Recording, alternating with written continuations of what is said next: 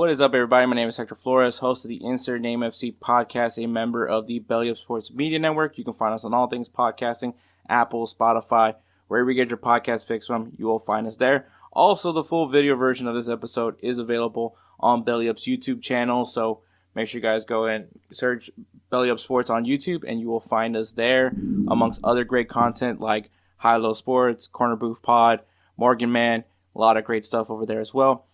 And also, if you're watching the video version, you can see that I'm wearing a sombrero. So this is the only time you're going to see me in a sombrero, because I just realized that my niece was here, so my bed's also a mess because of that. So this is the only time you're going to see me in a sombrero. So there's that. Enjoy that for what you can. But yeah, follow us on social media, Instagram, X, Facebook, LinkedIn. You'll find us there. We'll post regularly over there, especially with new episodes as well. So that's another way you can come in contact with the podcast. Now, this episode, we have Champions League. Obviously, quarterfinals are done. So we'll go ahead and recap the quarterfinals and then also preview the semifinals, which we have our good friend Moussa from Mofootball TV to come on and talk about that. And we are going into the final stretch of matches in the Power 5 leagues in Europe, amongst other leagues in Europe as well. So we're going to go ahead and look at the tables and see if there's something to follow. Obviously, congratulations to Bayern Munich, who has in fact won the Bundesliga after beating Stuttgart. So they are already champions, and we'll talk about them as we, when we get to that part. But so we're gonna look at the leagues. We're also gonna talk about Players of the Week, right? Because Players of the Week is always a thing. So have our Players of the Week. Give you guys some games to look forward to this coming weekend, and wrap the show up with Give and Go. Give and Go, man. It is a great soccer card game. Very topical. Has also other things like action cards and all that. Obviously, we can't do the action cards. And there's some challenges that involve other things that we can't just do. But we usually end the show with a topic from this card game. But yeah, Give and Go. Every card tells a story. What's yours? Give and Go is the ultimate soccer card game packed with trivia challenges and conversation starters that bring fans together. With 3 game-changing categories, it's designed to get everyone talking, laughing, and reliving their favorite footy moments. On the couch, at the pub, or wherever you go. Or wherever the game takes you. Wherever you go, give and go. So, yeah, we're going to obviously draw from this, and we'll see what's the conversation for that one.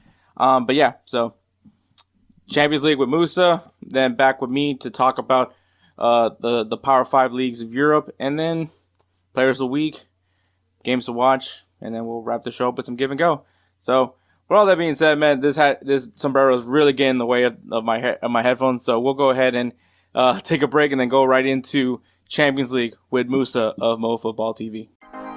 Let me tell you guys about Belly Up Sports. Belly Up Sports is the internet sports bar. Go ahead and check out their website, www.bellyupsports.com, to read some great articles from great writers all across the country, from hockey, baseball, golf, soccer, you name it. Belly Up Sports is the premier, not your average website. All right, guys, we have the Final Four in the Champions League, and of course, we have to bring in a special guest. Special. I don't know how many more special I can give. Guest, friend of the show, Moussa from Mofootball TV. It's always a pleasure to have you on, man. How you been, man? How's it been? How's the coaching job going? Yeah, same old same. Soccer, work. Soccer, work. All in that order. Yes.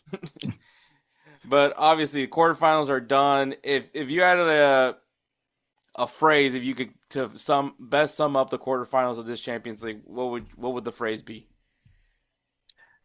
Olise? Yeah, no, that's I know. Yes. And we'll definitely save that one for last when it comes to the quarterfinals. But we'll kick things off with the first quarterfinal, and that is Atletico Madrid beating Barcelona 3-2. First leg was a 2-0 victory for Atletico Madrid. Second leg was a 2-1 win for Barcelona, but obviously close but no cigar. And I think the question now has been discussed, right? Like, Barcelona, the High Line, right? The High Line is always what you talk when you think about Barcelona. Some people say it's great for the league, but just doesn't correlate with tournament football. Do you feel like that is a fair thing to say, or the highline has its purpose, but when you get to this level of the game, this is where the teams that can expose you can do it. Last year, obviously, Inter Milan exposed them through that highline, and arguably probably one of the best matches of that year. And now you have a team that you have faced now has eliminated you now in two different competitions. Eliminated them in the Copa del Rey, now eliminated them in the Champions League. Yeah, like what is it to say about the highline? Like, is it really the highline's fault, or what's missing No, here? I think it probably has to do with Atletico sort of have the experience. It's the same coach, and they're a more defensive team. And as we all know, even though everybody talks about the offense, most of the time defense wins you championship. And playing the high line, right? So once they pass Barcelona's strongest, we'll say, offense, then after that it's kind of subdue on the defense side. So pretty much what they had to do is just lock down, two or three players, and we all know who they are. And then after that, as Simeone, the boring tactical genius he is, he showed that the first time was not a fluke. No, yeah, I think people say a lot of things about Diego Simeone. I'm not, because I'm terrified of him. But I think Who is it? there's a reason why he's still with Atletico Madrid. I don't necessarily think that. I mean, obviously, Atletico Madrid is still a very big job. It's a prestigious job, and it has a lot of history overall, not just in La Liga, but in many of these competitions as well. So I think that Diego Simeone. I mean, there's a reason why he's been here. I mean, Yeah. how many managers have gone through Barcelona? How many managers have gone through Real Madrid? And you have Diego Simeone, who, I'll be honest with you, has put Atletico Madrid in places where they haven't seen in quite some time. Obviously, they've been to the final, actually twice have been to the final, obviously falling short, unfortunately, playing their cross-city rivals. But, what is it about this Atletico Madrid team that maybe not the flashiest of teams, but is just, I guess, get your lunch pails ready. They're coming in and getting ready to work. Yeah. Yeah, I think it's just pretty much the way he put together. They all know the philosophy of what he's about, right? So 80 players that go to Atletico know the assignment from the very beginning, and everything starts with him. So that's why defensively, one of the few Spanish teams I pretty much can tell that is strong defensively compared to the others. Mm-hmm. That's why they can kind of match up with the rest of Europe. And what they pretty much showed is that they were ready for Barcelona. And unless Lamine Yamal does his magic things, there's still a lot of question mark on what Barcelona play out, how young they are as well. So it definitely shows the difference from last year and this year, where clearly they won't be making to another final.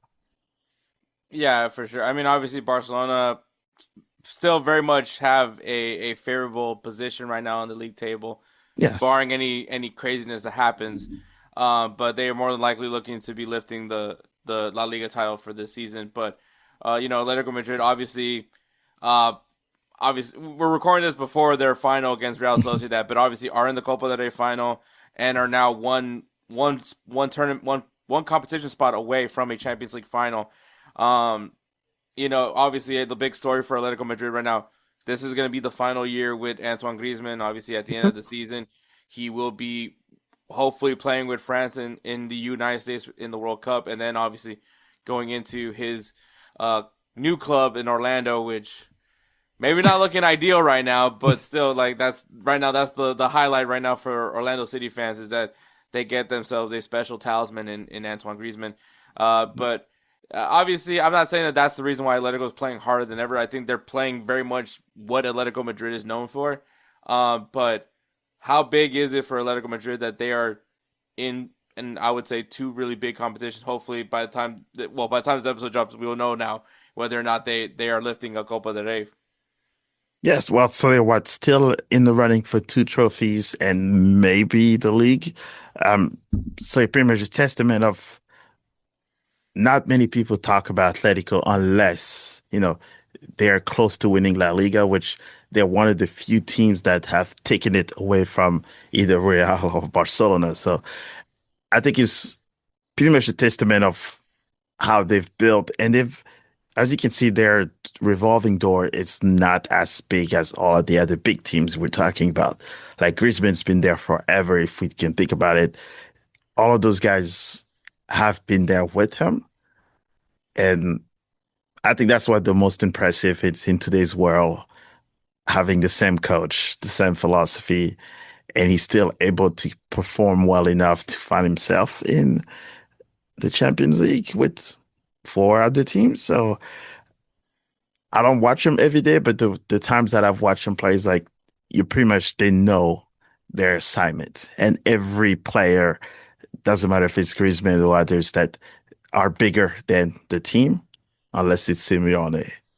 It's funny you say that, and I just now more and more I think like how perfect of the sign. As much as I don't want to say it, but how perfect of a signing Lookman is now to this Atletico Madrid side. I think you talk about how sturdy they are defensively, and I mean when you talk about Barcelona, especially with that high line, it's all about well-timed runs Right. and exposing them on those well-timed runs. I mean, Lookman has done it with Atalanta. You're talking about talk about physicality. You're talking about Serie A, right? Right. And this guy has proven that he can do it over than the Serie A. I believe he was rated like I think was the top player in Nigeria Yeah, last well, year. he's also Or won was the he African African player? Ballon d'Or too. Yeah, that's as well.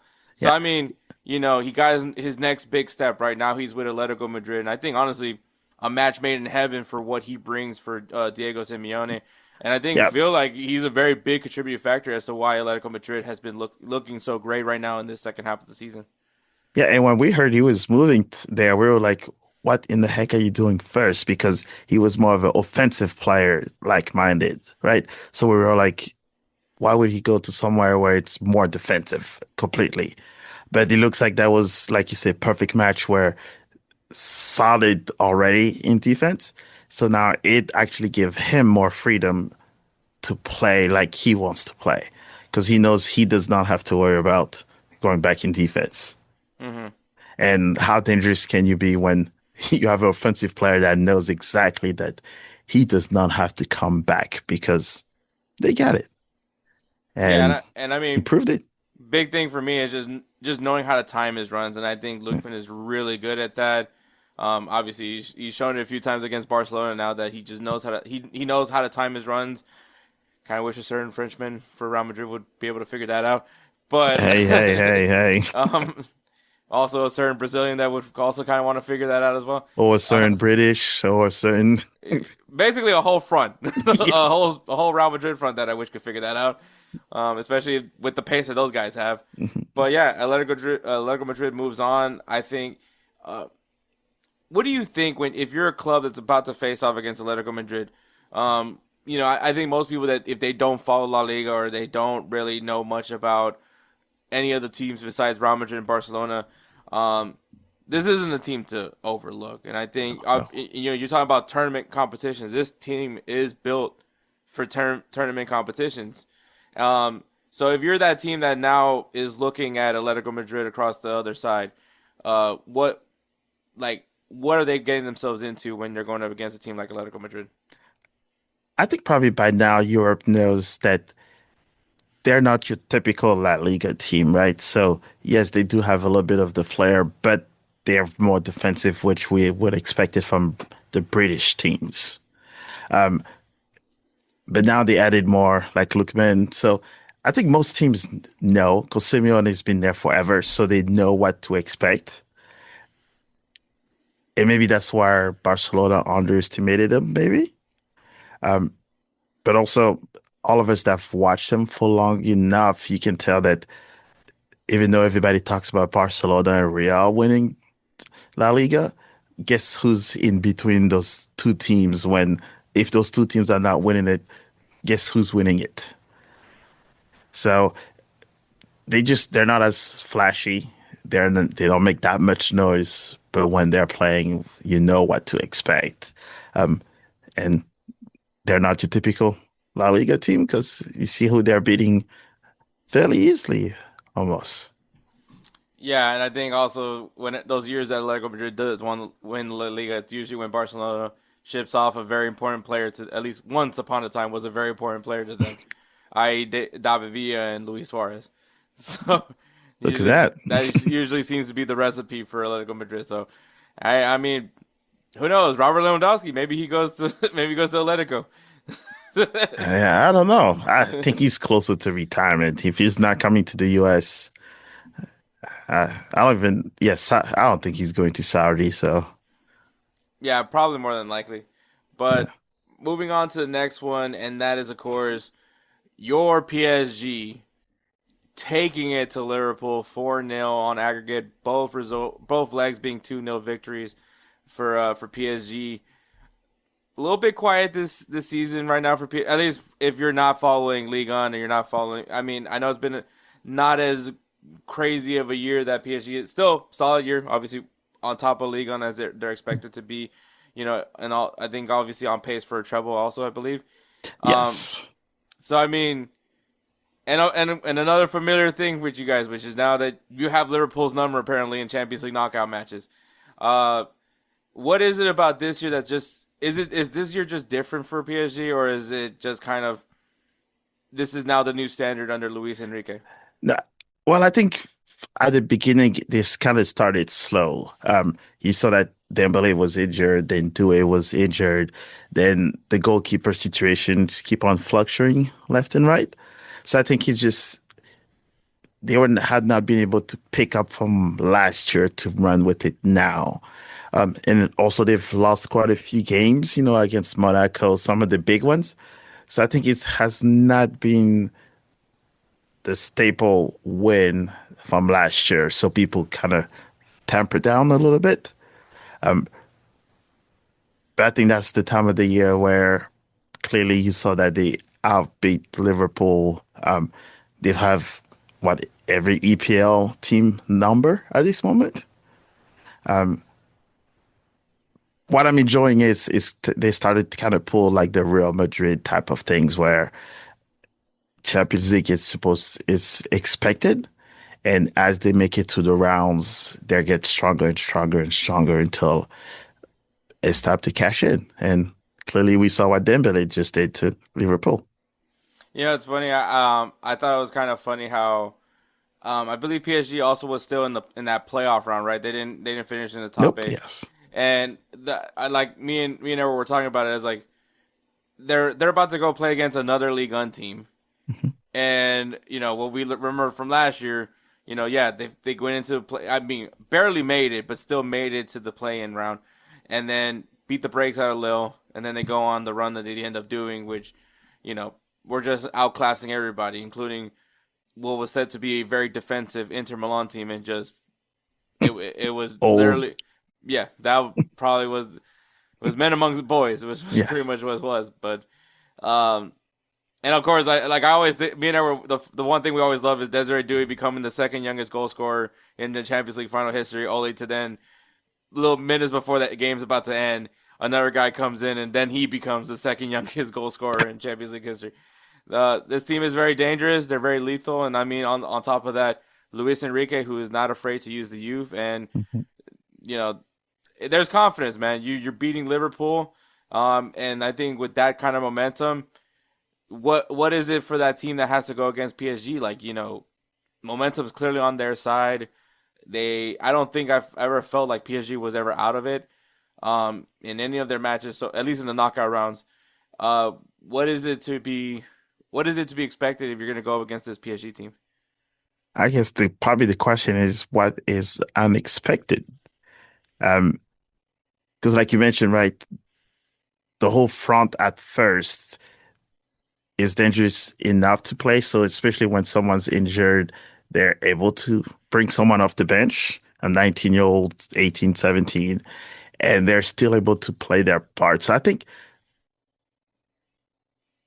don't know. I think probably the biggest part is how can they contain the high press? Hmm. Because Kaczynski and I mean those guys are literally running for a full 90 minutes pressure, 90 minutes.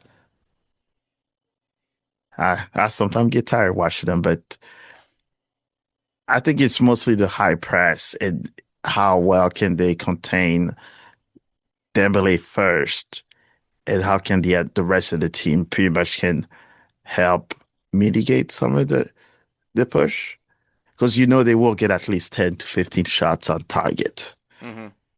So who is going to score those goals? Who knows? Um, I would have never expected that Dembele was going to score those two goals that he did against Liverpool last. But then before that, it was Doué, and then it was Kaczynski. That's just he pulls in goals out of his derriere like there's no other. Yeah, the team's very lethal and a very quiet team, but that core is still there. Yeah, And I mean, once again, you got Luis Enrique, who could definitely be making a very strong bid as is probably this era's best coach right now. yeah, he's doing his thing. And the fun part is everybody has talked about PSG's splashing money like crazy. But if you think about it, look at the formation of the team. That's not splashing money. Uh, It's it's youth. no more the days of getting Edson Cavani and Zlatan Ibrahimovic. Even though as fun as those guys were when they were with PSG, it's no more the days. And I think everything that they have done, like to be honest, their splashiest signing from last year was Kvaratskhelia. Yeah.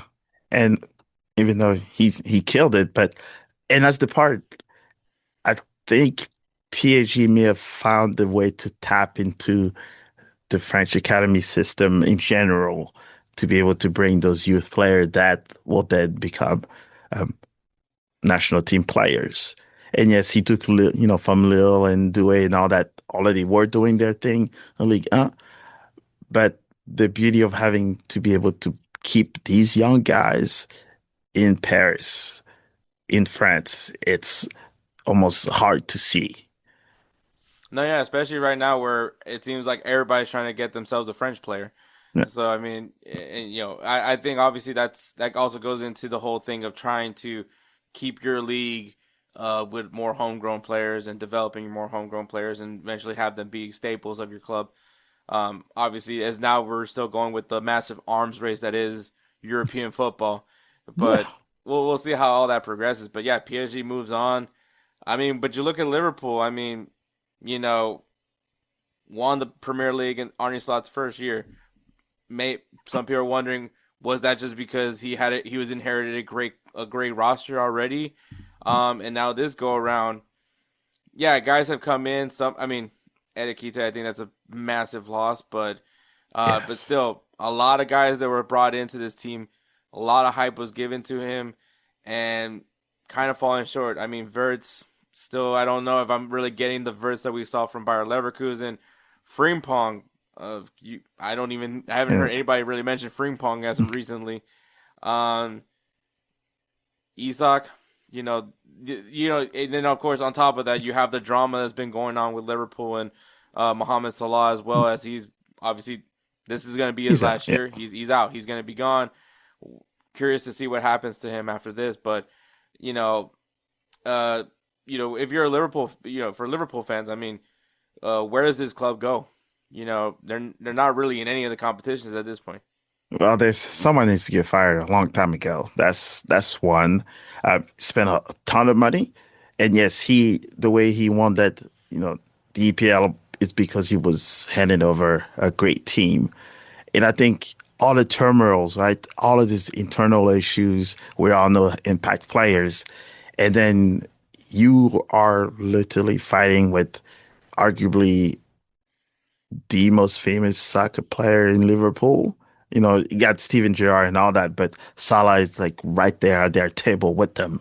Oh yeah, And for his final year, which I guess at first was not supposed to be, but to kind of close the chapter like that, I think kind of disturbed the whole flow of Liverpool just in general. You don't go from champion to this bad this quickly, and then say, you know what, Salah, we'll suspend you, we'll bench you, you go play with the young boys, and like there's a lot for a coach that's been there 2 years.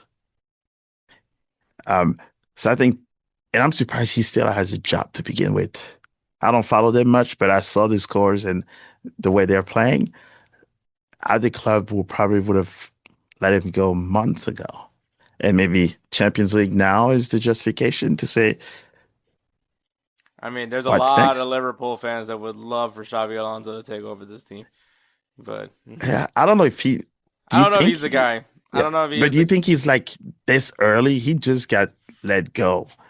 I mean, I will say if you want a guy that has a lot of experience with Florian Wirtz and Frimpong, I mean that is probably Yeah, the guy that can get the best out of them. But and I think Liverpool's in an interesting situation where they're going to move on from a lot of players.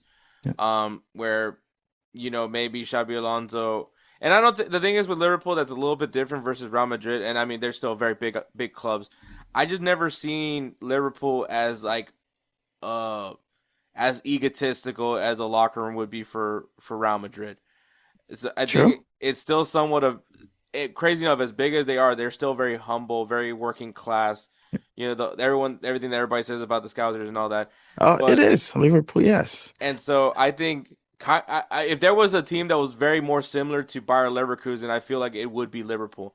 I mean, and Yeah, then I think Xabi Alonso, the club will be more respectful to him as way more respectful as they were than Real Madrid was to Xabi Alonso. I think the players would be a little bit more. I think guys that will come in, and I mean once again, you already have guys like Florian Wirtz and Frimpong, and I mean Edekite will also have some familiarity with him, even though he never has been in a locker room with yeah. him, but has been on the other side of him. And I think like I don't know, there's just a certain humbleness that comes with Liverpool that I think Xabi Alonso could in fact work. Yeah, and I was surprised that he even went to Real because a lot of the coaches that they've had are like big character coaches and they have huge ego and they have you know a portfolio that is so big that there's no players, even the biggest one in the world, could say anything or go sideline. And I think maybe they were a little too equal to him compared to, you know, when they had the Zidane and, no one will talk down to Zidane if he's your coach. Yeah, no, it's So, unfortunate. I thought that maybe Xabi Alonso will hold some pedigree, but clearly I was wrong. I still feel like he was the right choice for Real Madrid. But they needed obviously, someone older and a little bit of that.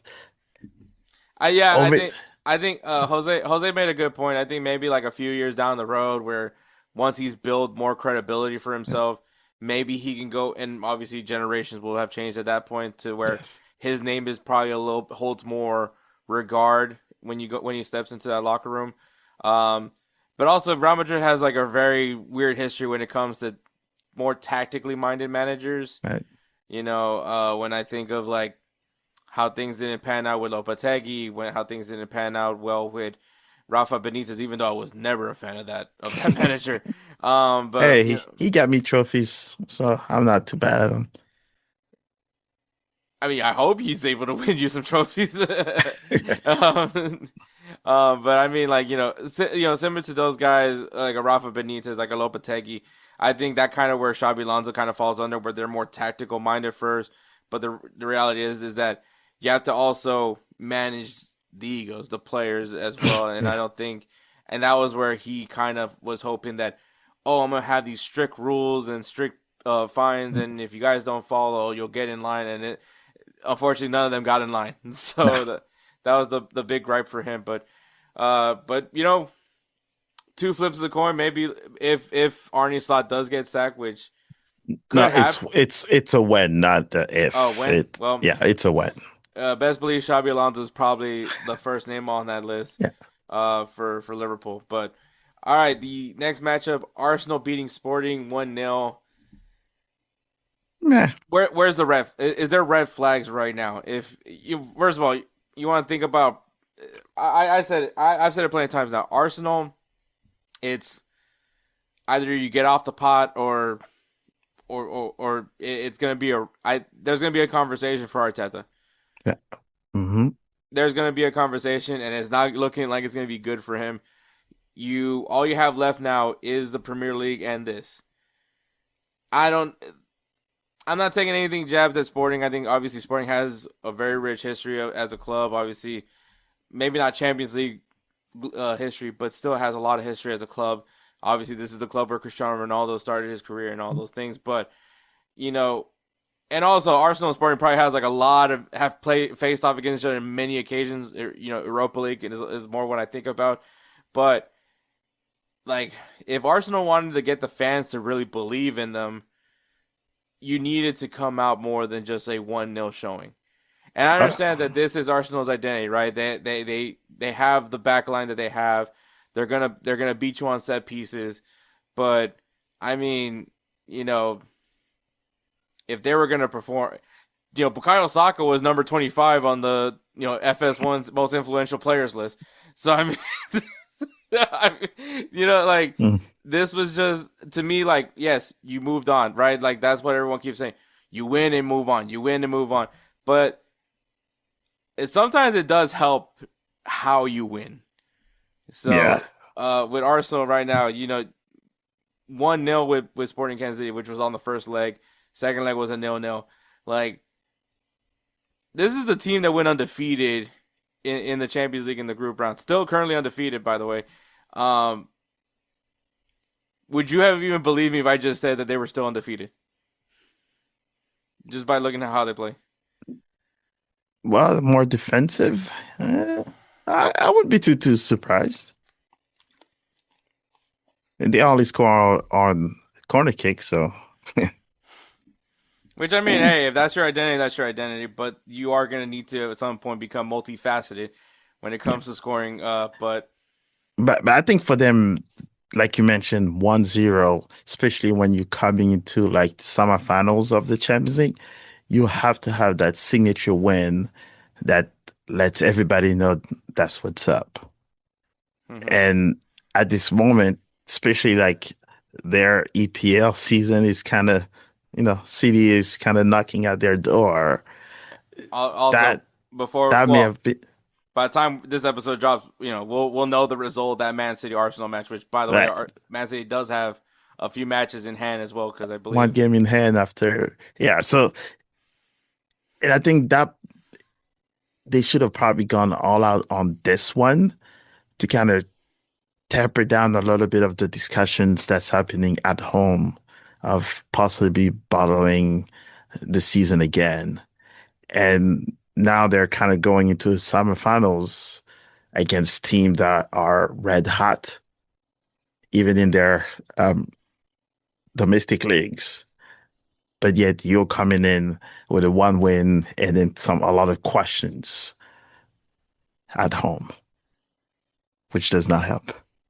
It doesn't. I think that there needs to be some fire. I mean, I get it that maybe you were trying not to like go full out on this. You had the 1 goal advantage, and obviously, Man City's coming up, and you're hoping to, you need to separate yourself from Man City. That's a must win. That's not even a draw. It's win or nothing, because the balling accusations are just coming in full front. I mean, coming off of two disappointing Premier League results, and now having to go against a team that took your first trophy away, which was the Carabao Cup, and you get eliminated against Southampton in the FA Cup, and now you're here where potentially you could have another season where you don't have a trophy, and Arteta could very be much out the door if that result stays like that. Yeah, and the funny part when they go in, eh, all of their main players were injured during the international break, just for them to come back and lose. Like Mm-hmm. all of the other teams that we're talking about are having a run in their league. They're winning games and they're expecting to perform well. Arsenal is maybe the only one that's like has that question mark going in the tournament. And the last thing you need is all this discussion of possibly not making it. Like they made a Manchester City fan famous with his battle celebration of drinking. Like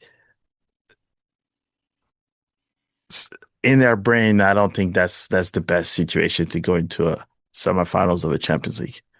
Definitely, definitely, especially. So if you're paired up with Arsenal, that's the team you got to face off against. How confident is that team going to be right now, knowing that that's who they have to go against? Is the team that just is just good for set pieces? Well, then after that, the question is who they play against, and will they have even the opportunity to have that many set pieces and corner kicks, Mm-hmm. right? So if they're not giving you corner kicks, how are you going to score? Exactly. If they don't give you set pieces, how are you going to score? And so I guess that will be the biggest question. Maybe the EPL has not gotten their numbers just yet, but everyone else is watching. And I forgot who they were going to be against, but Atletico and Arsenal will be a very fun game to watch. Yeah, we'll talk about that one right a little bit before I just Well, got ripped. snooze face, depending on who you ask. Yeah, well, now I gotta rip the Band-Aid off this one because this is Oops. the highest scoring matchup, which is Bayern Munich eliminating Real Madrid 6-4 on aggregate. First leg was a 2-1 win in the Bernabeu. Also, Harry Kane's return. Obviously, he comes off of an injury, scores a goal in the second half, and it's just Harry Kane is very much back. If you're an England fan, you're happy to see that, right? You're happy to see your guy, and I mean, people are throwing out potential Ballon d'Or candidate on Harry Kane. People are saying, don't shoot the messenger. I think depending on how this World Cup goes, maybe that will improve Harry Kane's chances. But I mean, Bayern Munich, strongest team probably right now, still active in the Champions League. Probably should be the heavy favorites. I know Arsenal was technically according to Vegas odds, but I think as far as like complete team, Bayern Munich has all the checks, right? Checks all the boxes when it comes to a complete team. Also, that 4-3 game against that second leg for Real Madrid, I think great second leg, entertaining if you're not invested in any way in this match. But I can see, kind of similar to last year's Inter Milan and Barcelona, right? We got to see two teams go back and forth. I enjoyed it thoroughly as someone that wasn't involved didn't really care who was going to come out of there.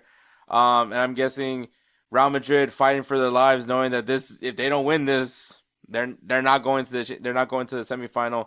I think this is where the magic of Real Madrid and Champions League just probably ran out into the point where you just don't have the team. That's kind of what it came down to. You just don't have the team. It doesn't people are going to try to pin this on Arbeloa. I don't know if it's really on him. Yes, the Camavinga substitution maybe could have been. I get why people are criticizing it, but at the same time, like Camavinga is still a quality player, and as someone that knows he's out the door, he still wants to show people like, hey, I'm still a very good player, and I can still play the sixth role or in the midfield as well as anybody else could. So he still has to build himself up to make sure. So I don't think that necessarily he was self-sabotaging himself in any way. Because one, that's a dumb thing to do, but people believe what they want to believe, but. That was an awful yellow, but that was that was a dumb yellow. I mean, Rudiger's yellow was a lot more dumber, which was him yelling at the referee. But it's Rudiger. That's normal. Yeah. But yeah, no, this was Bayern Munich. Obviously, just they should have won this one. They were clearly the better team. There was no question marks around Bayern Munich. There's no concerns with Bayern Munich. The team just seems to be all sunshines and rainbows. Meanwhile, Real Madrid. But Neuer, though, that free kick of that goal, I mean, that was some questionable old goalkeeper. That as well, or we can also credit that Arda just smashed it right. He smashed it, but remember, right? The rule: goalkeeper, if you touched it. Yeah, that's true. I mean, you're big, right? Like that's the backup keeper.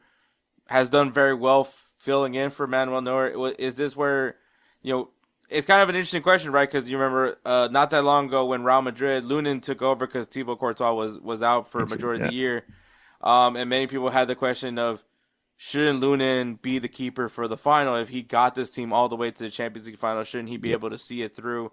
I get it's Manuel Neuer, right? He's going to go down as one of the greatest keepers of all time. But, your big has put in the work, right?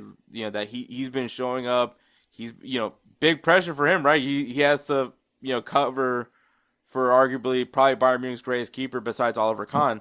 Yep. And so, like, I mean, for him, like, do you feel like he should have been here at this moment against Real Madrid, or you have to give it to Manuel Neuer? No, no. If he took the team out of there, you have to continue with the goalkeeper. That's what PSG did. Donnarumma was not the one starting in Ligue 1. It was Chevalier, but Donnarumma was doing well during the Champions League, so he continued being the goalkeeper.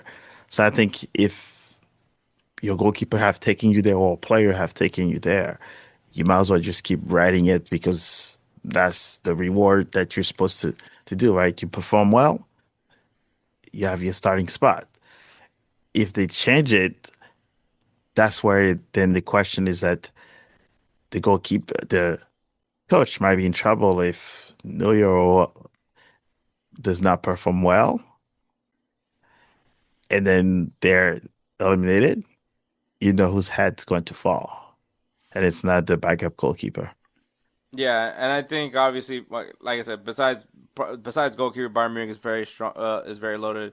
Yeah. Obviously Well, we made a lot we made a lot of jokes about Vincent Company of, you know, it's an impressive feat to get a team relegated. Well, obviously it's not his fault. It just no. Burnley is what they are, and it's the Premier League. But for someone to be in a team that just got relegated to the championship and then gets offered the Bayern Munich job is still, to me, one of the most funniest things ever. Just because is legitimately the saying of failing upwards. But I No. mean, Well, it's not. it is Vincent Company. Speaking of guys that his name just is garnered with respect. It's Vincent Company. He's Yeah. not afraid to yell at you. We've all seen the clip. He is one of those guys that like, I think just him still being a player and not that far away from his time playing. He's able to relate to these guys. And Bayern Munich, I mean, he was given the keys to a Ferrari, right? Like, or I guess a Volkswagen, if you want to look at it like Oh, that. yeah, Beamer or whichever you want. Yes. Yeah, so I mean, he's been given the keys to a very good, sturdy machine that is Bayern Munich, and you know, added some really good pieces. Michael Olise, I mean, more and more is just I'm looking like still, yeah. biggest steal of all time. Hmm. And also Crystal Palace, man, what are they doing? Like, what are they doing to be able to get the best out of these guys and then collect a big paycheck from it? But Scouting. great scouting. But yeah, Bayern Munich. You can say all the nice things you want to say about Bayern Munich. But obviously, I'm a Madrid, so you want to guys hear me complain about Real Madrid, Yeah. and this is what I'm going to give it to y'all. Look, was it a valiant effort? Sure. Did I, I had so many doubts about this team. I didn't think they were going to be able to beat Man City, but they did it. Speaking of Donnarumma, he just flat out had dodo moments, and then that's kind of where Real Madrid exploited. But That's why he gets. oh yeah, but Bayern Munich, and I like I said, you can only rely on Champions League magic as much as you want, but this team clearly has a lot of issues, and of course, of all people to exploit that is Thierry Henry, to point out that my biggest gripe that I've said for the longest, even though I do love Mbappe and I do enjoy how he plays, he's just not a 9. He's just not. At least for what Real Madrid does, and people have heard me say it to the point of ad nauseum. If Mbappe is really gonna work out for Real Madrid, like I mean, he doesn't have to be that just stay up top all time 9. Like, one of the best examples, and if I was Mbappe, I would just be watching all of Karim Benzema's film. All that Karim Benzema was doing, because he wasn't a traditional 9 either. Like, he was Nope. he was moving around the field, like he was, and also it goes down to also guys needing to just learn, like, not even learn. I'm not gonna say stick to their role, but just be fluid. And I think the part of it was just Kylian Mbappe and Vinny just being hard headed of, okay, Mbappe's coming to the left, let me move in a little more centered. It just never happened. Vinny just wanted to keep being on the left side. And there you had those weird moments where you had both Vinny and Mbappe on the left and just nobody down center, where this is kind of where you need that Joselu type player. And unfortunately, Real Madrid really never had it. Bellingham probably could have been that guy, but I don't know what happened to him this season. He's just, I don't even really have words to He describe does him. not have a big enough ego to speak for himself. And yeah, and I like the shout out that you mentioned, Benzema.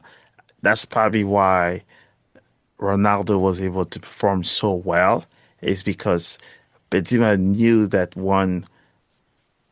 I saw almost Benzema in Vinicius, the same situation, right?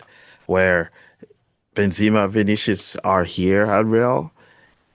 Ronaldo comes in. Benzema is like, I know I'm supposed to be the lead striker, but since Ronaldo's here, I'm gonna stay back and I'm gonna have more assists than I ever had in my life.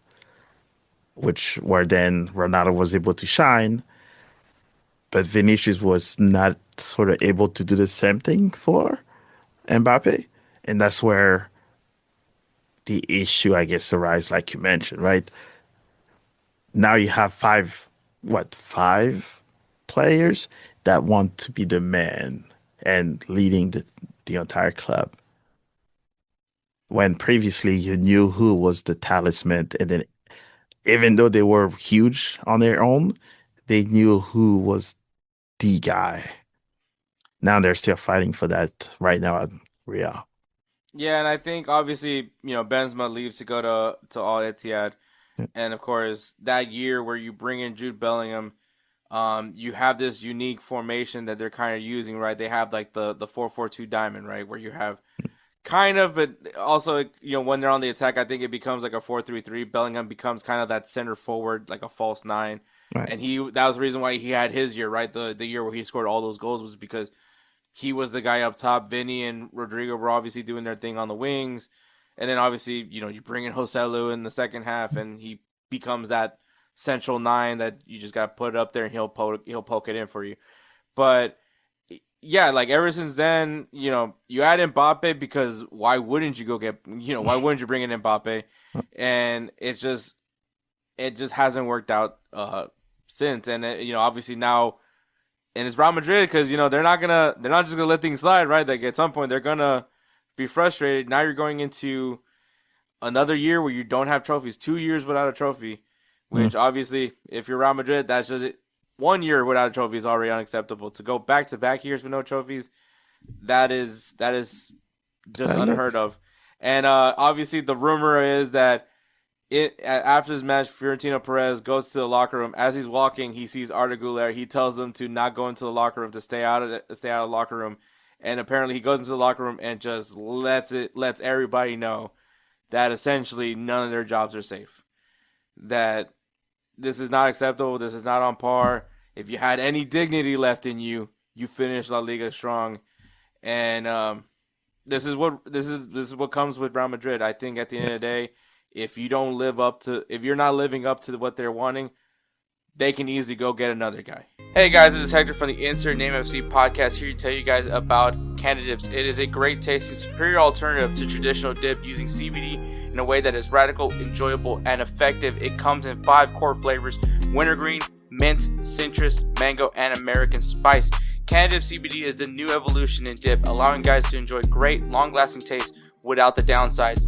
If you guys want to go ahead and try them out, use the code BELLYUP20 at CanadipCBD.com. Once again, BELLYUP20 at CanadipCBD.com, and you'll get yourself 20% off your purchase. Thank you again for Canadips for being a great partner of Belly Up Sports. Yep. And that, Easily. so Mbappe, you don't want to play 9? Fine, we'll go put a bag out there for Erling Haaland. Is essentially what Perez is telling him. Well, Holland has pretty much said it that, you know, Real is a target of his, in the future. So I'm sure it won't take that much convincing. It won't. And I mean, the guy actually knows how to play the 9 spot. So that's already a big one up. I think it's going to be interesting to see how the summer transpires. I think obviously Rodrigo's injury, you're not going to be able to move on from him. He's staying put just because of the injury itself. He's not going to be back, maybe not till like December. Right. So the question is really going to be Vinny or Mbappe. Well, if one of them wins the World Cup, they're not going anywhere because, they're going to milk that cow until Mm-hmm. it's dry. But yeah, I really, unfortunately, now more so than ever, I think it's going to come down between those two. I think Jude might be out the door as well. Camavinga is clearly out the door. Yeah. It's going to be interesting to see how the trimming of the fat is going to go with Real Madrid, and then who's the manager they bring in. Obviously, the rumors are now Jurgen Klopp is the name that they're looking at. Didier Deschamps is another name that's being looked at now because obviously he's stepping down from the French. My question is really, is Real Madrid willing to wait till the end of the World Cup to have Deschamps in here? That's Well, kind of my real question. And well, then he's the guy that can manage huge egos. especially with all the Frenchmen that are on that team. Yes. But and then obviously the other rumor, which I think is hilarious, is I don't know who the hell brought this news up, but Mauricio Pochettino is also in the conversation for the Real Madrid role, which yeah, that's like not the guy that can handle a locker room full of egos. No, And for the people that are gonna say Tottenham, no. Heung-Min Son and Harry Kane are probably like the least egotistical people Yeah. that are stars. Like very likable dudes. I don't think that, especially when you're thinking about like high caliber players, right? So I don't necessarily like think you can use Tottenham as an example. I mean, we all saw Pochettino's time with PSG. The team that probably many people were saying, oh, they're gonna win Champions League right away, and well, we know how that all went down. But Yes, we know. so I don't really. So it's gonna be interesting what happens with Real Madrid. I think there's gonna be a lot of players moving on. Obviously, Carvajal is finally gonna be out the door. Camavinga looks more than likely he will not be with the club anymore. And apparently, Florentino Perez really likes Arda Güler. So Well, he's young. And he has shown what he's capable of. So I mean, that game was definitely not on him. yeah, So it definitely wasn't on Arda Güler, but yeah, no, it was interesting. But at the end of the day, I think Bayern Munich should be the heavy favorite, especially now going into the semifinals. Probably the heavy favorite to win the Champions League. They have a good team. They're strong. Maybe they have some. There's obviously they're not perfect. None of these right. teams are perfect. But if you're looking at a team to put your money on to win the Champions League, it's probably Bayern Munich. But we'll see what happens, man, because we'll go right into the semifinals and the first semifinal matchup, which it feels like it's going to be a battle of the heavyweights. It is Luis Enrique's PSG taking on Vincent Kompany's Bayern Munich, playing April 28th and May 5th. Cinco de Mayo could be deciding who's going to Hey, the Champions League final. Um, I mean, like I said, Bayern Munich looks to be the heavy favorites, are probably one of the stronger teams in that's left now. But PSG on the other side, also a very strong team, and I think when it comes down to it, like, does it go to who's just going to be the better tactician when it comes to manager, or what? How do you feel about this matchup? Do you wish this was well, the final? yes, and I think that's the time where I think it's probably where coach's mind and the tactic from the coaches will determine how the game goes. Because clearly, we all know the blueprints of each of the teams and how they play. I think that's where the coaches earn their paychecks. Mm-hmm. And at this moment, it's going to be quite interesting because Company, even though he's leading Bayern and he has coached for a little bit, he's still new to being a head coach, a high level. And Champions League is a whole nother beast altogether. So I'm interested to see they beat Real, yes, and there were still a few questionable things here and there. But I don't think they faced the PSG and this type of high pressure just yet. Mm-hmm. Yeah, And yeah. I think Bayern Munich's backline is going to be very much tested against this high press, just because of who's in the back line. I mean, Ubicampio, Lime. You talk about Conrad Leimer. I mean, this guy really just lives up front yeah, from what it looks like in Bayern Munich. I mean, he's gonna be tasked to have to go one v one with some of these wingers at PSG, and he might not be able to go up as much as he would like to, because that counterattack is gonna be I mean, exposed, if yeah. you watch that Inter Milan game, you know how much that counterattack can really get you. Um, So yeah, it's not an easy matchup. I think it's unfortunate that this should probably be the final, but hey, that's how the tournament rolls. Um, I know you're going for PSG. I know that your prediction is going to be PSG, as it should. I wouldn't, obviously someone that grew up in the academy of PSG, I would expect nothing less from you. But for you, what are like the big keys for you for PSG as they're as they're going to approach this Bayern Munich side? Well, I guess coach wise, but I think who else outside of Dembele is going to step up to the game? Hmm. Because I think last year the big thing was that there was three or four players that were dangerous enough.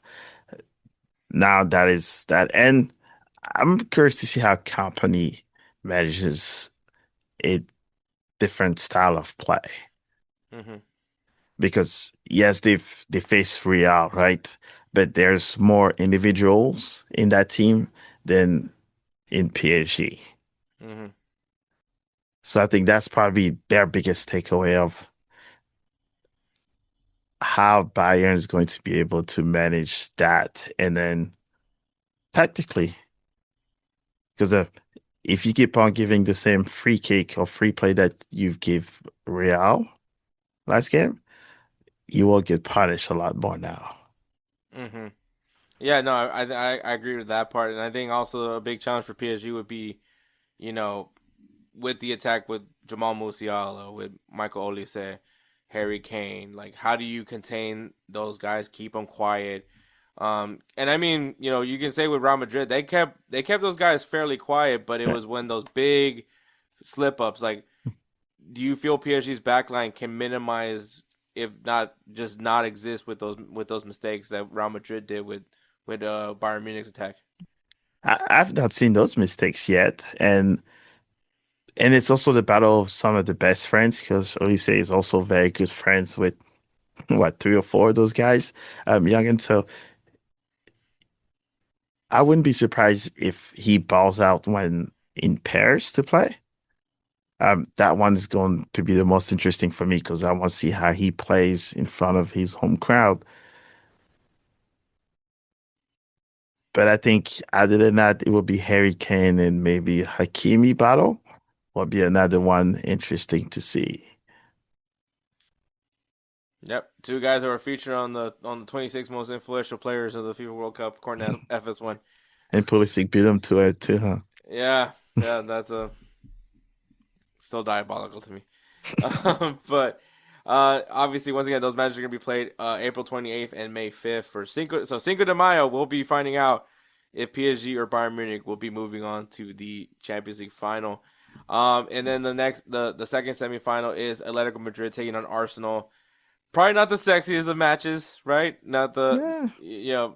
one team is very dependent, is very sturdy on the back line. They'll let you possess the ball. They'll let you do what you want to do, but they're gonna find their opportunities, right? Versus Arsenal, who really love set pieces. So they're gonna be playing April 29th, and then May 6th will be uh, their their deciding match, their second leg. Um, but yeah, two very interesting styles of play, and I'm curious who's gonna be the one that has the ball. Yeah. I'm sure it will be a very low possession percentage. And it might be a snoozer a little bit. Um, but hey, that defense wins you championship most often. So if that's what Simeone works, then so be it. I mean, on the flip side with Arsenal, obviously, maybe not the highest scoring of matches, but have been able to keep it very close. So you can probably say some things about Arsenal's defense as well.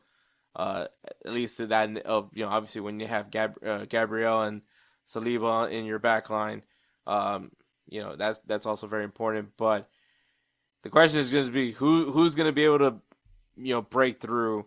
Um, I guess who can overcome whose defense when it comes down to that, who you're liking as far as like attack wise.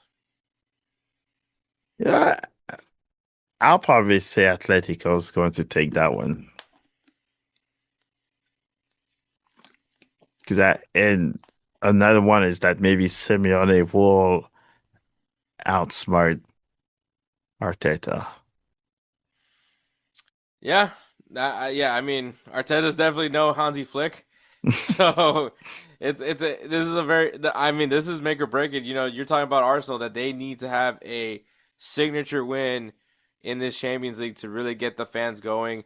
Um, this is the big bad wolf. You know, Diego Simeone and his team of goons, essentially, right? And it's just like, can Arsenal finally have that signature victory where everything's clicking, right? Everything's connecting. They're playing fluid. They're playing whatever Mikel Arteta ball is besides set pieces, and win a match. You know, especially, let's be honest, in the Metropolitano is not gonna be an easy. It's not easy over there. It's not an easy crowd. It is gonna.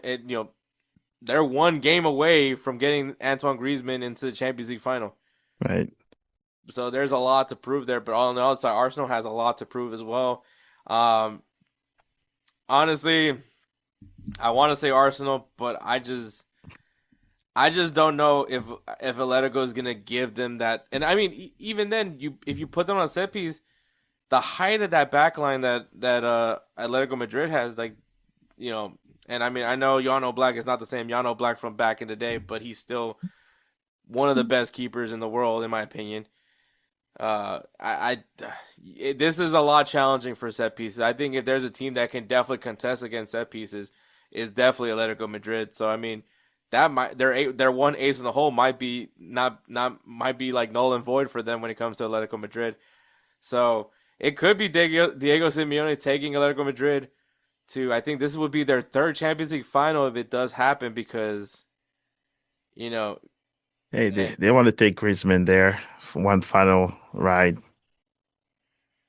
I mean, Atletico Madrid looks more and more like a dark horse, and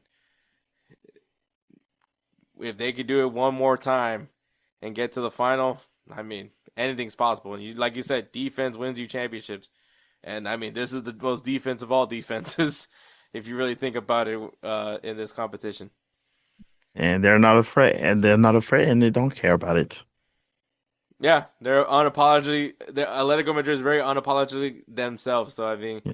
so yeah, so I feel like, in my opinion, I am thinking it's gonna be uh PSG and Atletico Madrid. I think that could be the final, which that's gonna be a very interesting final if that's the case.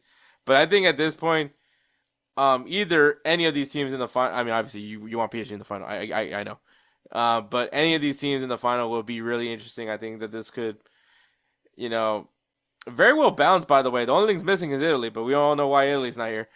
But you have the Premier League, you have Bundesliga, you got Liga, and you got La Liga. I mean, just looking at that right now, do you think that Serie A just dips down to be the fifth team in the Power Five leagues in Europe? I would say yes. Yes. And one of the main reasons too is that their top team already got smashed like last time, so they almost don't even deserve to be there. So it's interesting now to see what these teams here that have performed well enough in their domestic league and um, in Europe to come and show us what they are capable of. Because I think maybe that was sort of an outlier last year with Inter. No, yeah, I think it's just that they had the strategy against a high line, but I think Yeah. also, talking about games that exposed, not only did it expose like Barcelona's system, but it also really much exposed Inter Milan. So Yes.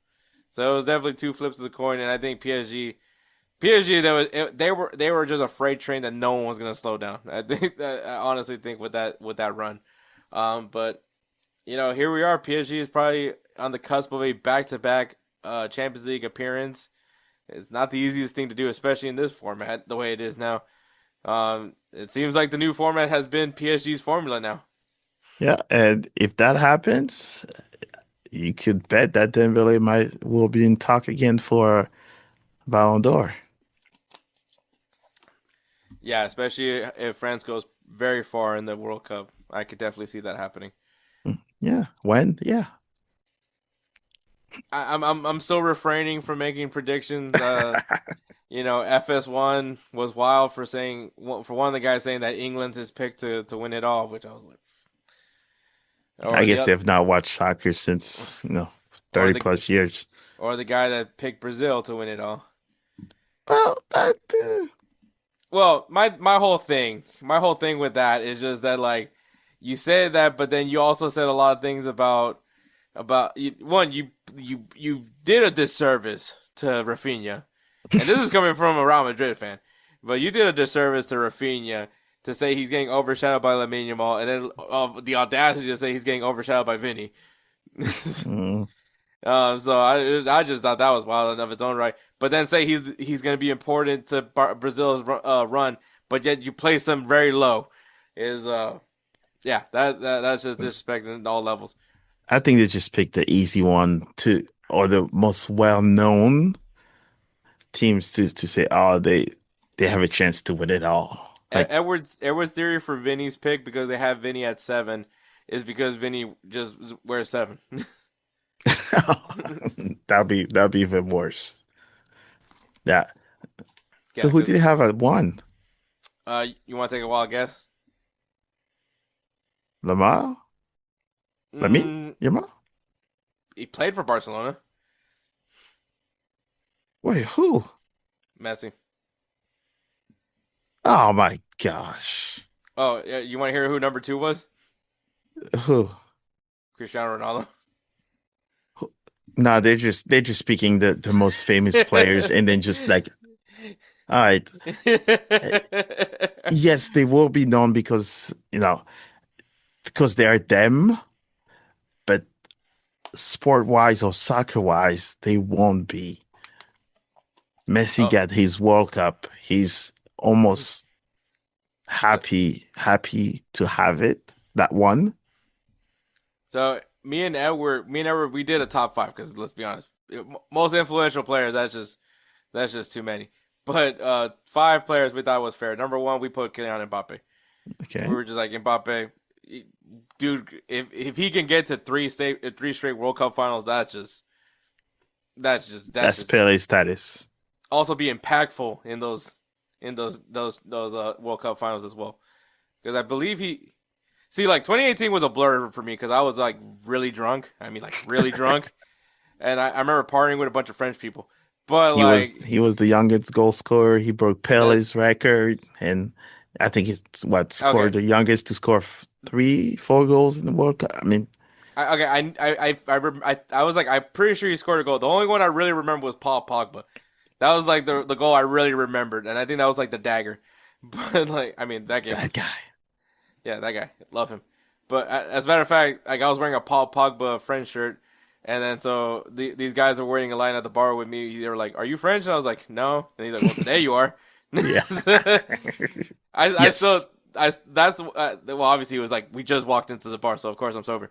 But I remember walking in, I wasn't there with anybody. It was just me just going to the bar by myself. And Right. so I remember I'm like going to get me a drink, and then all I hear is, my friend, my friend, my friend. And I'm just like, he's like, do you have friends with you? I was like, no. He's like, well, you're with us. And literally they had a loaf of French bread and jelly, and I was just like, all right. Hey, you got So let it soak up first. I thought I was like, well, they brought breakfast. That's great. But yeah, no, great time. Yeah, like I said, I don't generally remember the match. Well, it was a fun match. I remember some of the goals, but like obviously I was drinking a lot that day, so the only thing I really remember was I was like, I know Mbappe scored a goal, and I know Pogba scored a goal. That was the 2 things I remember from that game, and then I was just partying with a bunch of French people the rest of the day. So, Hey, can't go uh, wrong with that. yeah, it was a great day. But yeah, Kylian, and then of course, the final that he had in 2022, which scores a hat trick of all things. So, and Messi still got to overcome that. But that was still probably is gonna go down as like one of the best finals. Oh Probably yeah. probably is the best final. Just Most because, exciting one for like the neutral. Yeah. yeah, definitely. But yeah, no. So yeah, we had number 1 Kylian Mbappe. I believe number 2 was Lamine Yamal. Number 3, Edward said brought up Valverde, which I wasn't gonna go against my adopted son, but like, and then I think number 4 we had Harry Kane, and number 5 we had Rafinha. Okay. So not a crazy list. I also told everyone we probably should put Valverde at fifth, just to be fair. If it was his season at that time, yeah. I mean, Valverde is very important to Uruguay, and I know a lot of people are looking at Uruguay as like a potential dark horse team that probably could sneak in for some people. Also, the thing is like it's gonna be hard to predict this World Cup just because it's the expanded World Cup. Now you have like the best third place teams that can also make it. That are going to make it to the knockout rounds. So it's like it really can just come down to just matchup. The matchup could really just ruin a team's chances. Though to be fair, France is also very loaded. Like picking the French national team, I think is like probably the most unfair thing. You're talking about like a true Sophie's choice here when it comes to picking these guys. It's not too bad. Can't complain. It's not a bad thing, right? Like it's not like Yes. you're picking like world class players against world class. Like there's a guy that's gonna be missing out, and it's just because he's just not better than the guy in front of him. Yeah, they gotta be on the bench. Yeah.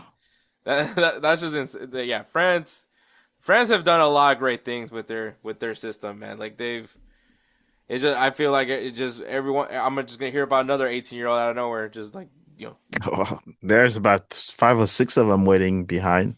I know. And some of them have decided to go for other African countries. But yeah, there's about a dozen that are waiting. But yeah, that's Champions League, Musa. I mean, I'm sure you're very excited. You're obviously you're emotionally invested.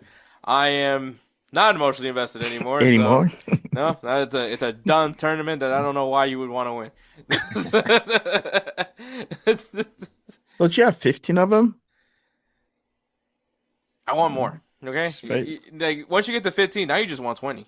So Yeah. We want 5.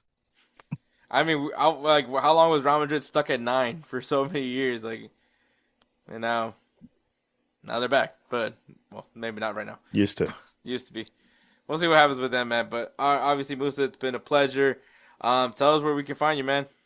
Yeah, the usual Mofootball TV and the website too, mofootball.tv is official now. So yes, more interviews, more watch-alongs, I believe, this weekend for City versus Seattle. And quite a few USL interviews, and some of my good friends were in town. Um, yeah, there's a few international players very soon. So make sure you like, subscribe, and do all that fun stuff because it might just pop up on the page without any notices. That's the best way to do it, man. But obviously, Musa, it's always a pleasure to have you on, man. We're going to go ahead and take a break and then continue on with the rest of this episode. Pleasure. I love soccer, Peggy. All right, big thank you to Musa to come on and talk Champions League, man. So, a little backstory there. So, I was actually trying to get Musa to come on to talk the round of 16 and then preview the quarterfinals. Musa was unfortunately not available because he was out of the country. He got to go to Honduras, which was pretty cool just because, obviously Central America, I'm always going to have pride for that. Essentially, obviously, Moose's love for Africa is essentially my love for Central America. So, cool to get him to experience Central America. Hopefully next time he goes to El Salvador and gets to experience, the land that my family's from. But yeah, man. So I was trying to get him on to talk round of 16. Obviously he wasn't available. So I was like, next round, you're coming on. And that's what happened. So, obviously I always love talking with Musa, man. Musa is, always a joy and, hope to always I'm always going to try to bring him on as much as I can, man. That's just given. So, but make sure you guys check him out on YouTube, Mofootball. Check out his website, man. It's really awesome, really cool website. I've gone on a few times and it's just a good read, a good listen, and everything that Mofootball is, man. I love Musa, and he's definitely a man that's very passionate about the game. But all right, so we are at the home stretch of Europe. The European football calendar is near its tail end, and there are still things to follow. So we're going to look at the Power 5 leagues. And obviously next season, we might have to have a discussion. We might have to have a discussion of how we actually rank these Power 5 leagues. So that might be a fun episode to have. Maybe have like some other personalities as well on there to really debate this of what's really the number one league in Europe, what's really world, I guess you can say, but what's really the best league in the world, and what is that fifth league in the world, so we'll discuss that. That'll be an interesting ranking system just to have that as well. But we're gonna start things off with Liga. I think for quite some time, me and Edward have always viewed it as the fifth league. But maybe we shouldn't be, because especially when you look at, as me and Moussa, we talked about it, man, like looking at that Final Four Champions League, yes, it's PSG, but still, Liga very, very well represented in the Final Four with, PSG over there. You have Bayern Munich of the Bundesliga being represented. You have Atletico Madrid representing La Liga, and then then you have Arsenal representing the Premier League. And the Serie A sides, out fairly early. So, well, maybe not early, but we're knocked out early in the knockout rounds. The teams that were still in the knockout rounds, which I believe was Atalanta. So that is a fair conversation to have, to be honest with you. But we'll start things off with Liga. No offense to Moussa, but obviously on my side you're gonna see the league table over there for Liga. I'll also have the date on the corner if you're watching the video version, just in case anybody's trying to when did that doesn't look like how it was when we last saw it. So just so you guys know, so date's going to be right there when we record it. If you guys want me to reiterate it, it is April 19th. So that is when we're recording it. So so I believe Strasbourg hasn't played and Lens hasn't played, and PSG has 2 games in hand. So there's that. But so if there's any changes to the table, well, we're here. But all right, man. So obviously, tables to my side if you guys want to take a gander over there if you're watching the video version. But real stories to follow in this home stretch of Liga, and the big one is going to be right now just the interesting competition right now between PSG and RC Lens. RC Lens, I don't think anybody had in their bingo cards as a team that's going to be in second place. On top of that, actually making a good competition with PSG. Now PSG, like I said, me and Moussa, we talked about with PSG. Very slow start, very quiet start to the season. Obviously injuries came in a factor as well, but probably also a little bit just being on tired legs. The fact that they played a lot of football, last season. They obviously won the Champions League, had their domestic treble, won the Champions League, and then on top of that, we're at the final of the FIFA Club World Cup. So they played a lot. So it's just a real big thing. So it was expected to have a slow start, but guess what? Still on top of Liga and are 1 round away from the Champions League final yet again. So obviously really good team. And on top of that, right now, as it stands, they have 2 games in hand. So, while they do have an interesting competition right now with Lens, has actually 1 match in hand versus PSG's 2, but still things can change. And obviously PSG just did take a loss to Olympique Lyon, so that also factors in as well in the discussion. But yeah, right now it's interesting to just see 2 teams going at it for that league title. Normally you would expect PSG to have already won it by this point, and it's not the case because Lens is still very much in it. Now, it's going to be interesting once they are evened up. Does PSG able to get the full 6 points of those 2 matches in hand, which then would separate themselves a little bit further from RC Lens, which right now is just a 1 point difference.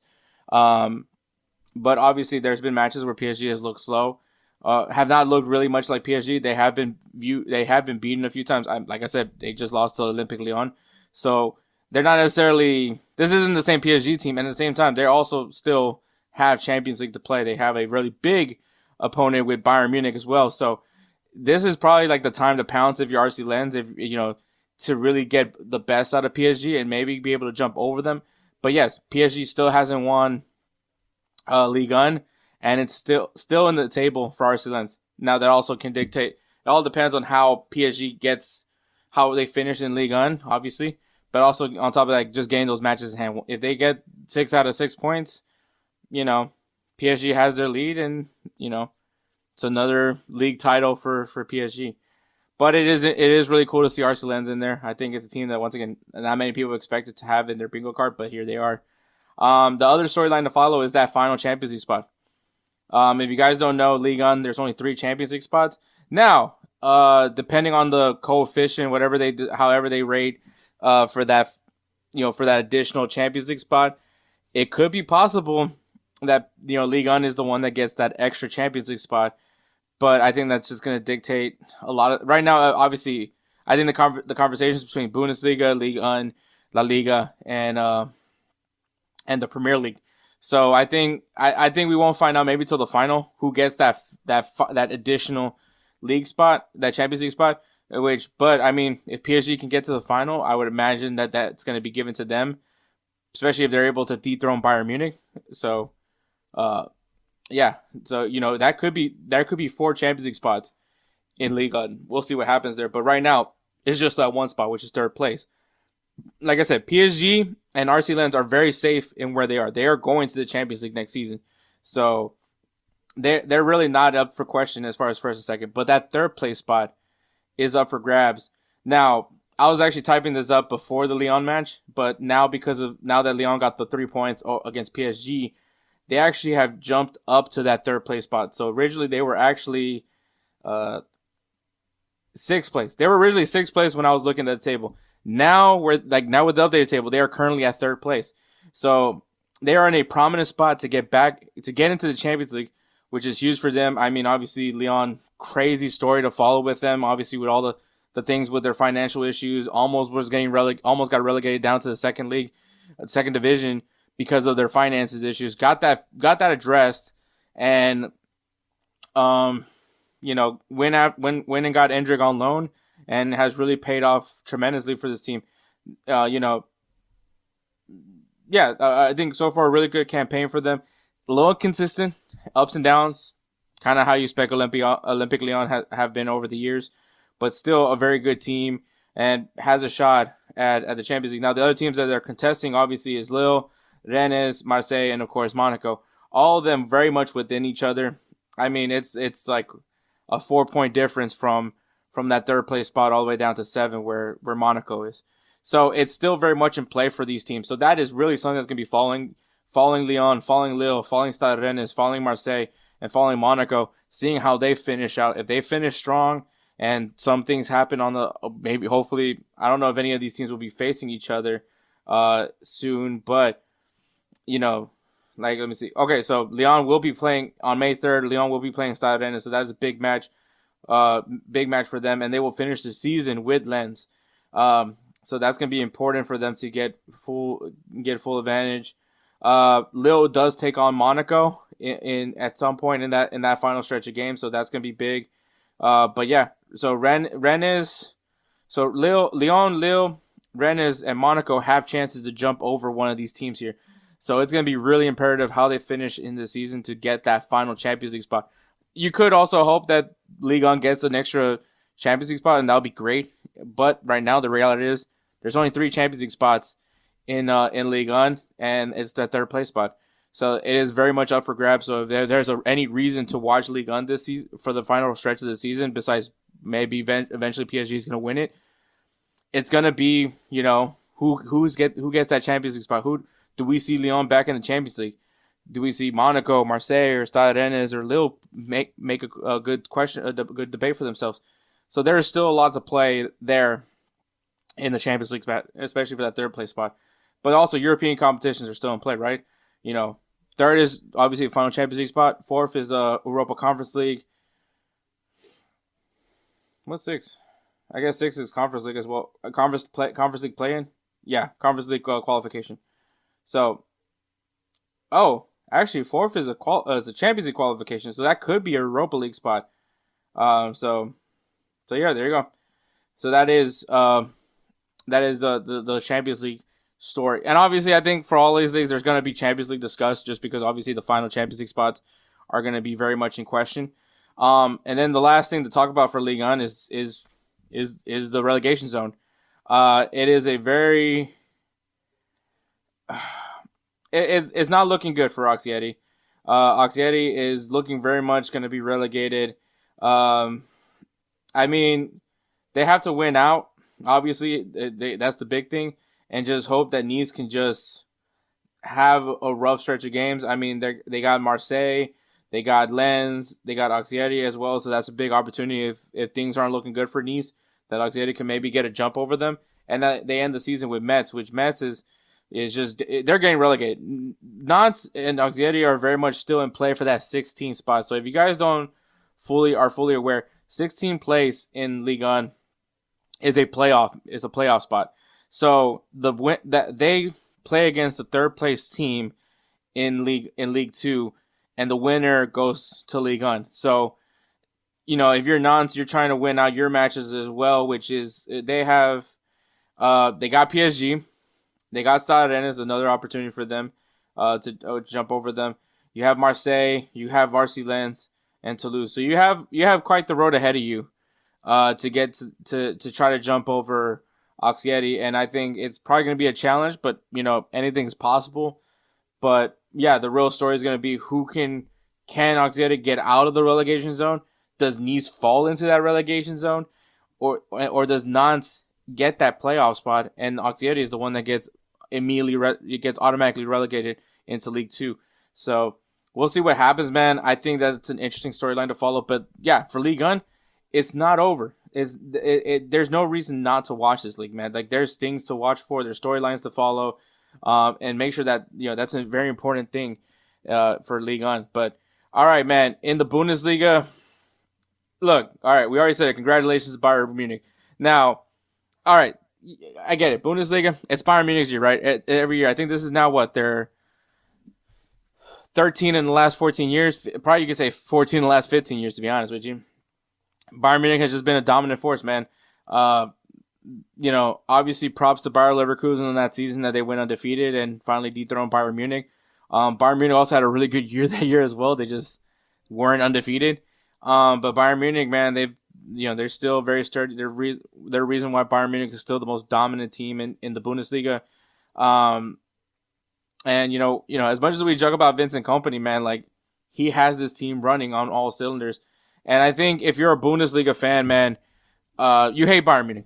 But if there's anything you could take from it, Bayern Munich has been undeniably one of the better teams this year. Probably the best team this year. In not only performing well in the Bundesliga, but on top of that, just looking like the scariest team in Champions League. And it's unfair that we have PSG and Bayern Munich facing off in the semifinals, because that should honestly be a final. But we are where we are, man. And I think Bayern Munich, if all things to consider, if Bayern Munich can continue just build even more from this year, and I mean, this is like the perfect year. On top of that, Harry Kane, I think, is being talked about as a potential, Ballon d'Or candidate. And I mean, it's hard, as much as Moussa doesn't want to agree to it, I can see why, man. I mean, he has been the driving force for Bayern Munich. I believe he's the leading goal scorer, for the Bundesliga. Don't really know about Champions League. I don't believe I'm sure he's up there, but yeah, like, if Harry Kane gets a year where he not only wins the Bundesliga, but also wins the Champions League, and on top of that, if he can get England into it, go really far in the World Cup, it'd be really hard to not give Harry Kane the the Ballon d'Or, and that's going to be crazy for England, right? But yeah, I think, as much as I get it, maybe should we be talking about Bayern Munich winning the Bundesliga to be something to follow for Bundesliga? Probably not, but at the same time, like, man, Bayern Munich is just a really good team, and they're really on pace, I think, to win the Champions League. Especially if they can and because, like, to me, like, a lot of people are going to be saying, like, whoever wins PSG versus Bayern Munich essentially won the Champions League, right? Like, both teams, you may go into that final, whether it's Atletico Madrid, whether it's Arsenal, and maybe you kind of like, we already won. We don't really, we're just going to, beat the brakes out of Atletico, beat the brakes out of Arsenal, and lift the Champions League trophy. It's like, if there was both these teams, I don't ever see overlooking their competition, but I think Bayern Munich is just as efficient as they've been. They're probably more than likely not to underestimate whoever's on that other side, whether it's Diego Simeone and his men, or a very desperate Mikel Arteta that needs to win a trophy. So, like, this is going to be really interesting to see in the Champions League final. Like, do we see Bayern Munich, and do they bring a Champions League back? Because last time they won, it was in COVID. It was the COVID year. And a lot of people take that Champions League with a grain of salt. And funny enough, it is PSG was the other team that was in that final. But it is going to be an interesting storyline to follow for sure. It's just how Bayern Munich finishes this year. They already got the Bundesliga, so that's already like one stressor already away for Bayern, right? They won the Bundesliga. They're the Bundesliga champions. Not entirely sure if I don't know. Do they have DFB Pokal? Are they in the final for DFB Pokal? Because if that's the case, or did they get eliminated? I don't know. About to find out. This is good podcasting, by the way. They are in the DFB Pokal. They are playing. Is this the final? Let me see.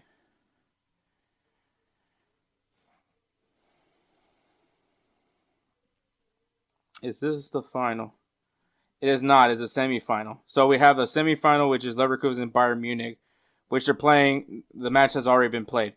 But yeah, so okay, so they still have a shot at the DFB Pokal. So you're talking about a potential treble for Bayern Munich, man. That they're really good. I mean, potentially could break the record for most points in the season. I think maybe. They only have one loss to their name, 25 wins, 4 draws, and I believe they haven't lost in 16 matches. So, I think that was the whole shtick with them. Let me see. Bayern haven't lost in 16 matches. Yep. So they haven't lost in 16 matches, man. So very strong team. I mean, yes, 109 goals. By the way, they have scored 109 goals this season, dude. Like Jesus Christ. Like the next closest team is like Stuttgart with like 62. So, which they beat, which Bayern Munich beat today. So, now yeah, Bayern Munich once again 1 trophy down.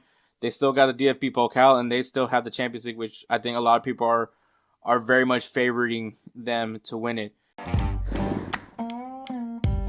Righteous Felon Craft Jerky is the official jerky of Belly Up Sports. For over a decade, Righteous Felon Craft Jerky has led the American meat snack revolution by concocting delicious, adventurous, U.S.-sourced jerky recipes for uncompromising carnivores across the country.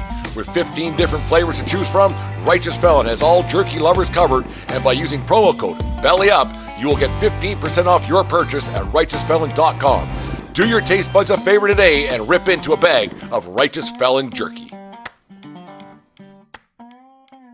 The other thing to follow, man, is the battle for second. Look, Bundesliga title is done, right? We already know who's winning the Bundesliga. That's Bayern Munich. But Borussia Dortmund and RB Leipzig are duking it out for second place. Obviously it just seems like that's always the trend, right, with the Bundesliga. But like, yeah, they're duking it out, man. At this point, it's strictly for bragging rights. And you might be able to throw Stuttgart in there as well. I'm not gonna lie to you, man. They're not that they're like 3 points behind Leipzig. But obviously the real talk is Dortmund and Leipzig. I think they're always in the conversation. They're literally 5 points away from each other. Dortmund. Let me see their final matches. They don't see Leipzig at all, but they do have Freiburg. They have Mönchengladbach, Frankfurt, and Werder Bremen to end the year. Obviously, coming off of 2 straight losses, one to Leverkusen and the other one to Hoffenheim. They're kind of going in some sort of rut of form, I guess you could say.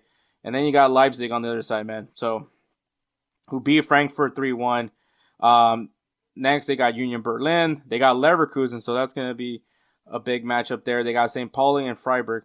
So there's some matches happening, but we'll see if Dortmund can light a fire under themselves and maybe not finish in third, or Leipzig gets to be second. And I mean, I know we're talking about second place, right? But when it's the Bundesliga, and we want someone to compete with Bayern Munich. Leverkusen was in it while Xabi Alonso was there, but we're here where we're here. So, including Leipzig into this next discussion, which is the Champions League, man. So obviously, Champions League spots is third and fourth place. And Leipzig, Stuttgart, Hoffenheim, and Leverkusen are very much still in the race for those Champions League spots. Leipzig has 59, Stuttgart has 56 points, Hoffenheim has 54, and Leverkusen has 52. Leverkusen is 7 points away from third place. And obviously, we already talked about who Leipzig is playing. Stuttgart already got the bad one out of the way, right? They lost to Bayern Munich. They're still in play for DFB Pokal, which, I mean, obviously, if you win that, earns you an Europa League spot. But, Stuttgart, you got Werder Bremen, you got Hoffenheim, you got Leverkusen, and you got Frankfurt. So you have a chance to build some separation from the likes of Hoffenheim and Leverkusen. So that's going to be really important for Stuttgart there. Hoffenheim, I mean, I already mentioned that they're already going to play against Stuttgart. They got a really, already big win against Dortmund, right? Already beat Dortmund. But then you take on Hamburger. And then you got Werder Bremen and Mönchengladbach on top of that match against Stuttgart. So that's going to help them out tremendously. And then Leverkusen, I mean, they do have a DFB Pokal match with Bayern Munich. So that's probably where their focus is going to be on. But then you got Cologne, you got Leipzig, big matchup there, Leverkusen, and Hamburger. So an opportunity to definitely build on gain some traction in that Champions League spot. But that is like this real discussion is the battle for second and who's gained those last two Champions League spots. Is very much in play. I think Dortmund is safe as far as like second or maybe drops down to third. But yeah, it's going to be an interesting story to follow with the Bundesliga. So there's still things to follow there. In the Serie A, man, Serie A. So I get the people's arguments about how this is not the best league. This league's not good. It's mid-tier. I mean, I think it's just for people, for nostalgia reasons, they want to see Serie A still be considered one of the top leagues in the world just because of the history of the Milan teams, obviously with Juventus, Napoli, Roma, the history of Fiorentina, like the history of these clubs that are played are just very significant, man. And I think that's what people want to see is hope that these leagues are still in the conversation just because of the historical piece of the Serie A, man. So I get that, but it is more and more seeming like maybe the league's just not good. There's a lot of issues, and I mean, me and Moussa, we talked about, he shared his thoughts about the Serie A. We talked about how Italy once again not making the World Cup. It's all these things like maybe we need to start looking at the Serie A more and figure out what are they not doing that's really getting the best out of the league. And I think it's just because their teams are getting old. Their teams are getting old. They're not really they're not getting younger. There's not many like young Italian players that really have gotten you excited over the years. And I mean, and the ones that did, unfortunately got hit with a scandal. So a lot needs to be corrected in Serie A. Maybe kind of take a page out of the Bundesliga. Obviously, maybe not a full page out of the Bundesliga, but like how Germany has applied very strict rules as far as player development in the Bundesliga. So maybe that's the route that Serie A needs to get to is start implementing rules again. Where like, hey, we need to have X amount of Italian players on the roster, X amount of guys that need to be playing. Start strengthening the Serie A a little bit more to start developing Italian players, and I think developing that Italian pride and have that feel back for the Serie A. Because I mean, I'm not gonna lie to you, some of the best teams that we had in AC Milan and Inter and Juve had a lot of iconic Italian players. Players like Andrea Pirlo, players like Gattuso, not so much as a manager. Girardino, Filippo Inzaghi. The list goes on and on. Nesta, Cannavaro. Like there's always been a good amount of Italian players represented in these big clubs, and sorry for yawning. And we need to get that back. I guess Serie A is putting me to sleep. All right, but the stories to follow is Inter Milan, man. I don't. The big thing is just it's not a matter of if, it's a matter of when they're going to win the Scudetto. I mean, very much in the lead, 78 points ahead of second place AC Milan. So they're just very much in the driver's seat, man. It's gonna take like a catastrophic meltdown because, like I said, they're 12 points away from AC Milan, with 5 matches left. They have Torino, Parma, Lazio, Hellas Verona, and Bologna. Those are the matches that they're playing to conclude the season. It will go down with a catastrophic meltdown if Inter Milan is not able to win the Scudetto. Yes, they have Coppa Italia, which I believe it's the second leg. Let me see. Yeah, second leg, and obviously the final will be in May. But still very much in play for the Coppa Italia. They are still very much the heavy favorites, and I think that, to me, it's not a matter of if, it's a matter of when we see Inter Milan win another Scudetto. Obviously not the most ideal Champions League run, especially a team that was in the final the year before, and obviously not an ideal Champions League final to one they don't want to remember. But yeah, I think Inter Milan, the question is going to be when they officially clinch it as the Serie A champions. The other thing to follow is AC Milan and Napoli, another battle for second place. Both teams have 66 points right now on the table. Both are even in matches. AC Milan, this is all they really had to focus on. Like, to be honest with you, AC Milan really has nothing else to play for. They literally have just been playing Coppa Italia and Serie A matches. They didn't have to worry about Champions League. They didn't have to worry about Europa League. They didn't even have to worry about Conference League. They did not qualify for a single European competition last season, and this is all they had to focus on. But they have just been madly inconsistent. They'll give you good games. They'll win 1-0 against Inter Milan, but then lose 3-0 to Udinese. It's just unacceptable inconsistencies. And on top of that, man, like, Christian Pulisic has just been in a drought. Constant drought. Now, I'm not saying that he's AC Milan's most important player, but when they were performing, there was a correlation with them being really good and Christian Pulisic scoring goals. But then, mind you, a lot of these guys have been madly inconsistent. Santi Jimenez, a lot of people in Mexico aren't necessarily, crowning him the starting 9, right? So it's a combination of just a lot of just inconsistencies with this AC Milan side, and it needs to be addressed for next season, especially because they're essentially in the Champions League. They are in the Champions League. They just need to, not fuck this up. Sorry for cousin Kelsey, but you do have Juventus next week. You have Sassuolo. You have Atalanta. You have Genoa, and you have Cagliari to end the season.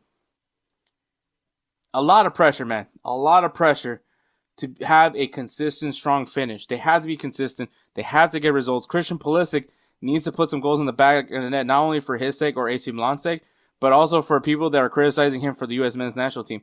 So there's a lot of pressure. Santi Jimenez as well, man. There's a lot of criticism for him as well. Like, a lot of guys are getting criticized in AC Milan, not only for their club team, but also for the national team. Like, the thing is, at the end of the day, you had zero excuse. You had nothing else to worry about. You didn't have any Champions League to worry about. You didn't have Europa League. You didn't even have Conference League to worry about. All you had to worry about was the Serie A and Coppa Italia. That's all you had to worry about to finish, to focus on this season. And yes, you got the Champions League. That's great. The big thing, I think, for a lot of Milan fans, if this was all you had to focus on, you should have at least been closer to being on first place. And you're not. You're 12 points away from first place. Which, one is props to Inter Milan, right? Inter Milan just are a really good Serie A side. But if you're AC Milan and this is all you had focused on, there has to be an issue for the inconsistency that it was with AC Milan. But hey, you're here in 6th place. You have a chance to finish strong. You're going to be in the Champions League, at least hopefully, as long as you don't mess it up. And then on the other side, you have Napoli. Napoli, kind of interesting story with Napoli, man. I don't really know what to really say about them. But yeah, I really don't know what to say about Napoli, man. are a really good team. Obviously, you had some really good performances. Probably, honestly, as far as consistency goes, probably the more consistent team probably should be the second place team. And I mean, they're both tied with 66 points. The only thing is just that Milan has scored, have allowed fewer goals than Napoli. But I think people trust more Napoli, as a team that obviously has won the Serie A. I believe they won last year, and so very sturdy team. Obviously, a lot of historical reasoning there. But then obviously you had Scott McTominay, who had an amazing season with them last year. Hoshin had a really good year. And I think this is kind of where Jose Tejas from Goals TV has viewed how bad Serie A is. That Scott McTominay, a lot of people would argue, was maybe not a very good Premier League player over with Manchester United, and comes here and becomes a stud.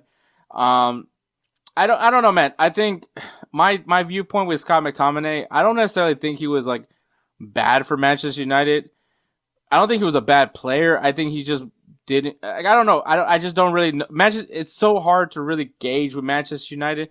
Because I mean, Kevin De Bruyne was really has always been good for Man City. He goes to Napoli, and I mean, he's been pretty good, pretty decent. So I don't really know what that if really say that's what indicates that Serie A is not a good league when a guy like Scott McTominay can come in and become the best player in the Serie A. I think he fits what Napoli does. So this is where I don't want to say Serie A is necessarily the worst, the worst league of the Power Five. But I do get those arguments, for that. But Napoli has an interesting stretch of matches. They have Cremonese, they have Como. That's a pretty big one. You have Bologna, Pisa, and Udinese. So, an easier pathway compared to AC Milan. So there is a good chance. And like I said, Napoli is definitely a little bit more consistent to me than versus AC Milan. AC Milan, I wouldn't be surprised if they end up losing a few matches in this final stretch of games where Napoli just gets second place. But hey, anything can happen, right? At this point, nobody's in Champions League at this point. So there's that. The other storyline is, it's going to be featured a lot, is the Champions League spots. And specifically that fourth final spot. I think it is crazy to say that we're viewing Milan and Napoli really safe, or at least I am, because I mean they're only 3 points behind Juventus. They're 3 points behind Juventus, but I think we're talking about that fourth final Champions League spot, which right now you have the likes of Juventus, Como, and Roma battling it out for those final matches. Juventus, I mean, have gone through their own rough stretch of games, really rough stretch of games. You're gonna finish it. One, you got Milan. You got Milan this weekend. You got Hellas Verona. You got Lecce. You got Fiorentina, and then you end the year with a Turin derby. So against Torino. So I think that's gonna it's gonna be an intense finish for Juventus. But I think for them, man, to get it, to get back in the champion. I mean, they were in the Champions League this season. Very bad ending for them as they got eliminated by Galatasaray. But still, Juventus wants to get back in the conversation, wants to get back in being the old lady that we used to know, right? The team that was constantly winning the Serie A. Now it's just they have not been that team anymore. And I think talking about teams that need to go back to the identities, the Juventus is one of those teams as well, trying to get back to the identity. Now, on the other side, you got Como, who have since come into the Serie A have just been a force to reckon with. Obviously, they're in the semifinal against Inter Milan for the Coppa Italia, so that's going to be obviously something that they're going to put their attention on. But on top of that, you got Genoa, you got Napoli, Hellas Verona, Parma, and Cremonese to finish off the season. So they have quite the gauntlet to get through. Now, can they go? I mean, obviously they're gonna put all their attention against that Inter Milan match because obviously an opportunity to win the Coppa Italia is going to be massive for them. But it's going to be really important that they finish strong, especially if they want that fourth and final Champions League spot. Because if not, well, it's Europa League. Even if winning Coppa Italia can get them the Europa League as well. So, we'll see what happens for them over there as well. And then Roma. Obviously, Roma have a lot of love for this team. Madly inconsistent, at least in the final stretch. It's been a rough, very inconsistent for them. And I mean, they got Bologna, Fiorentina, Parma, Lazio, and then end the season with Hellas Verona.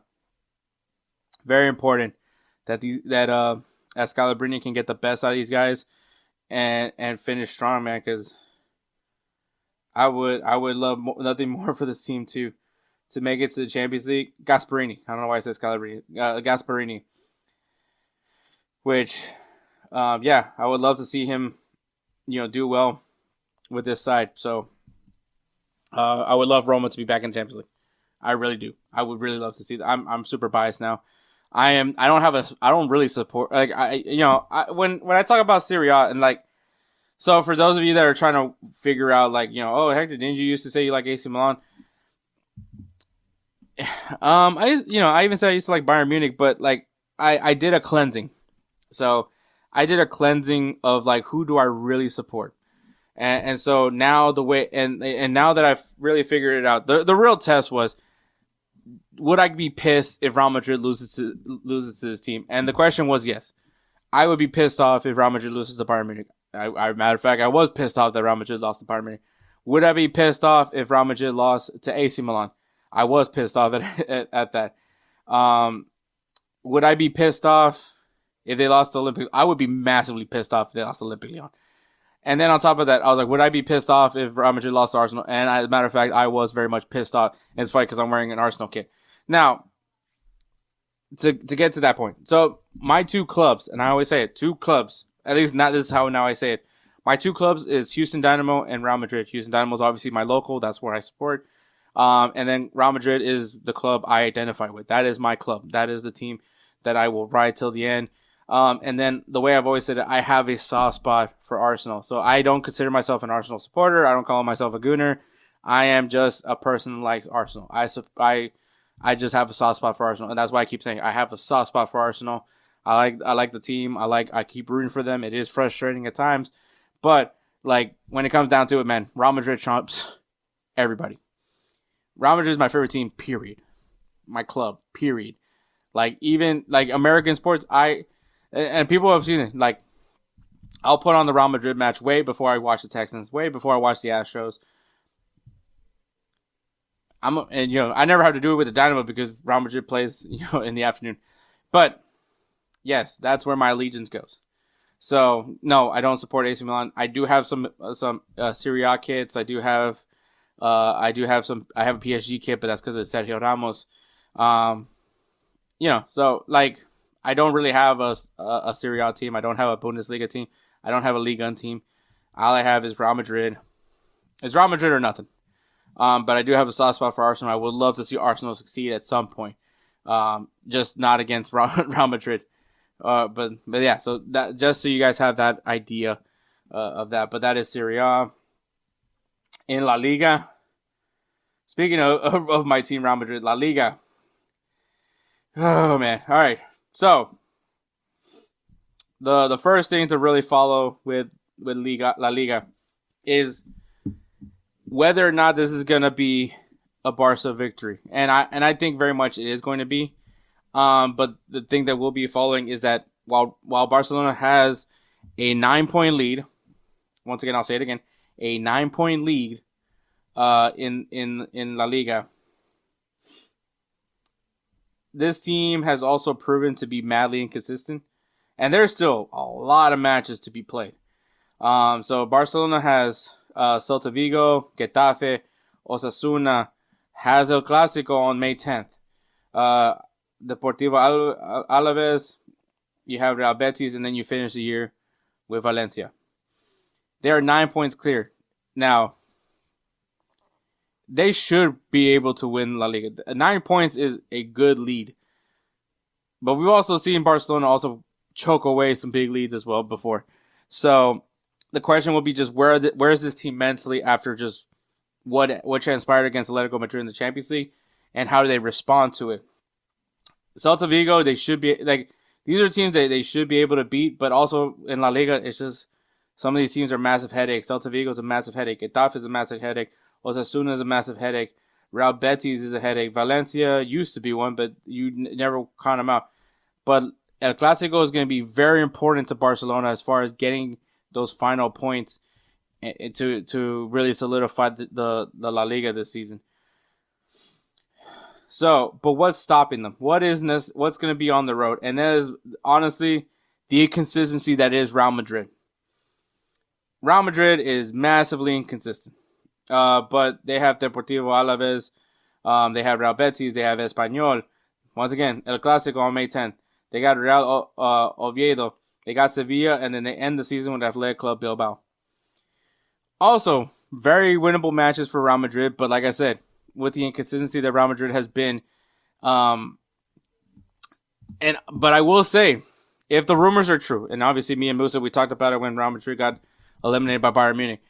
If the rumors are true that Florentino Perez essentially went into the locker room, told Arda Güler to stay outside because he didn't need to hear what he was about to say, and he went off on the team and basically told him like, "Hey, all you guys are irreplaceable."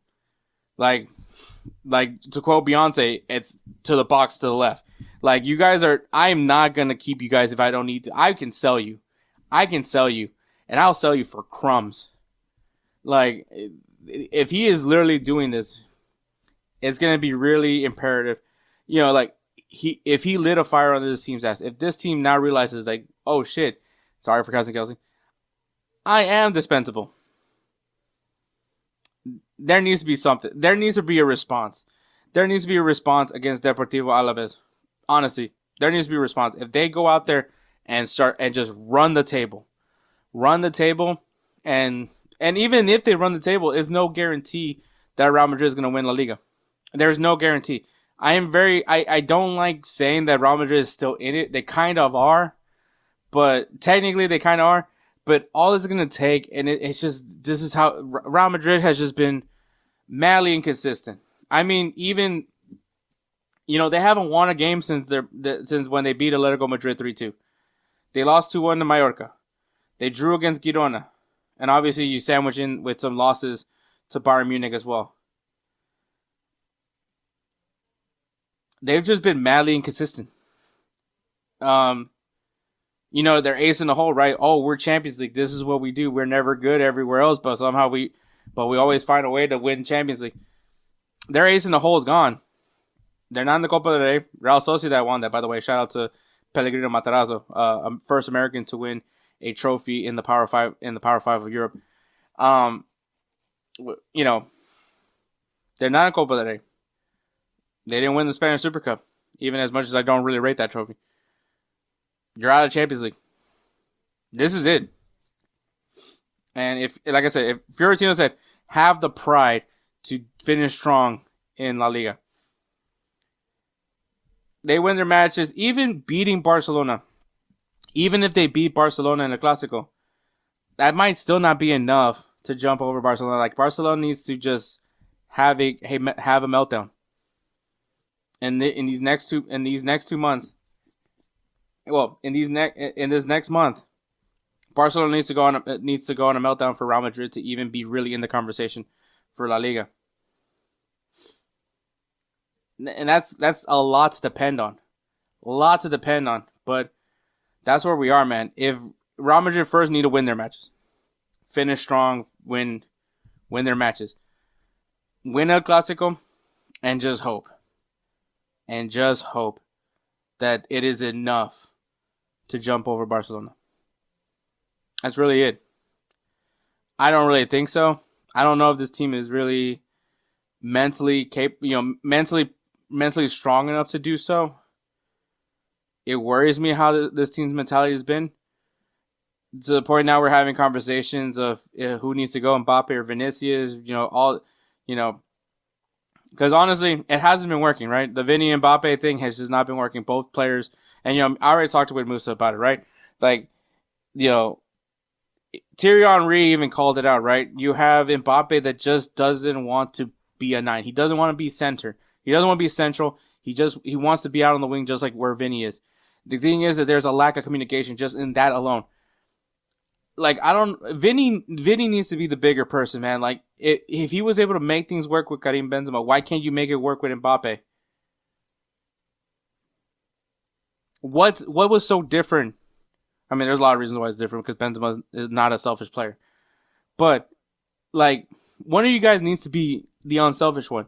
One of you guys need to, I don't know, but if the team plays like a team, we'll see. But right now, the Barca victory lap, ... That's really what it is right now. Barcelona, if they do their job, they win their matches. Maybe they don't even have to win El Clasico, to be honest with you. They don't have to win El Clasico. If they just win their matches out, they're probably going to live La Liga. They're going to win their second straight La Liga title. Yeah, there's that.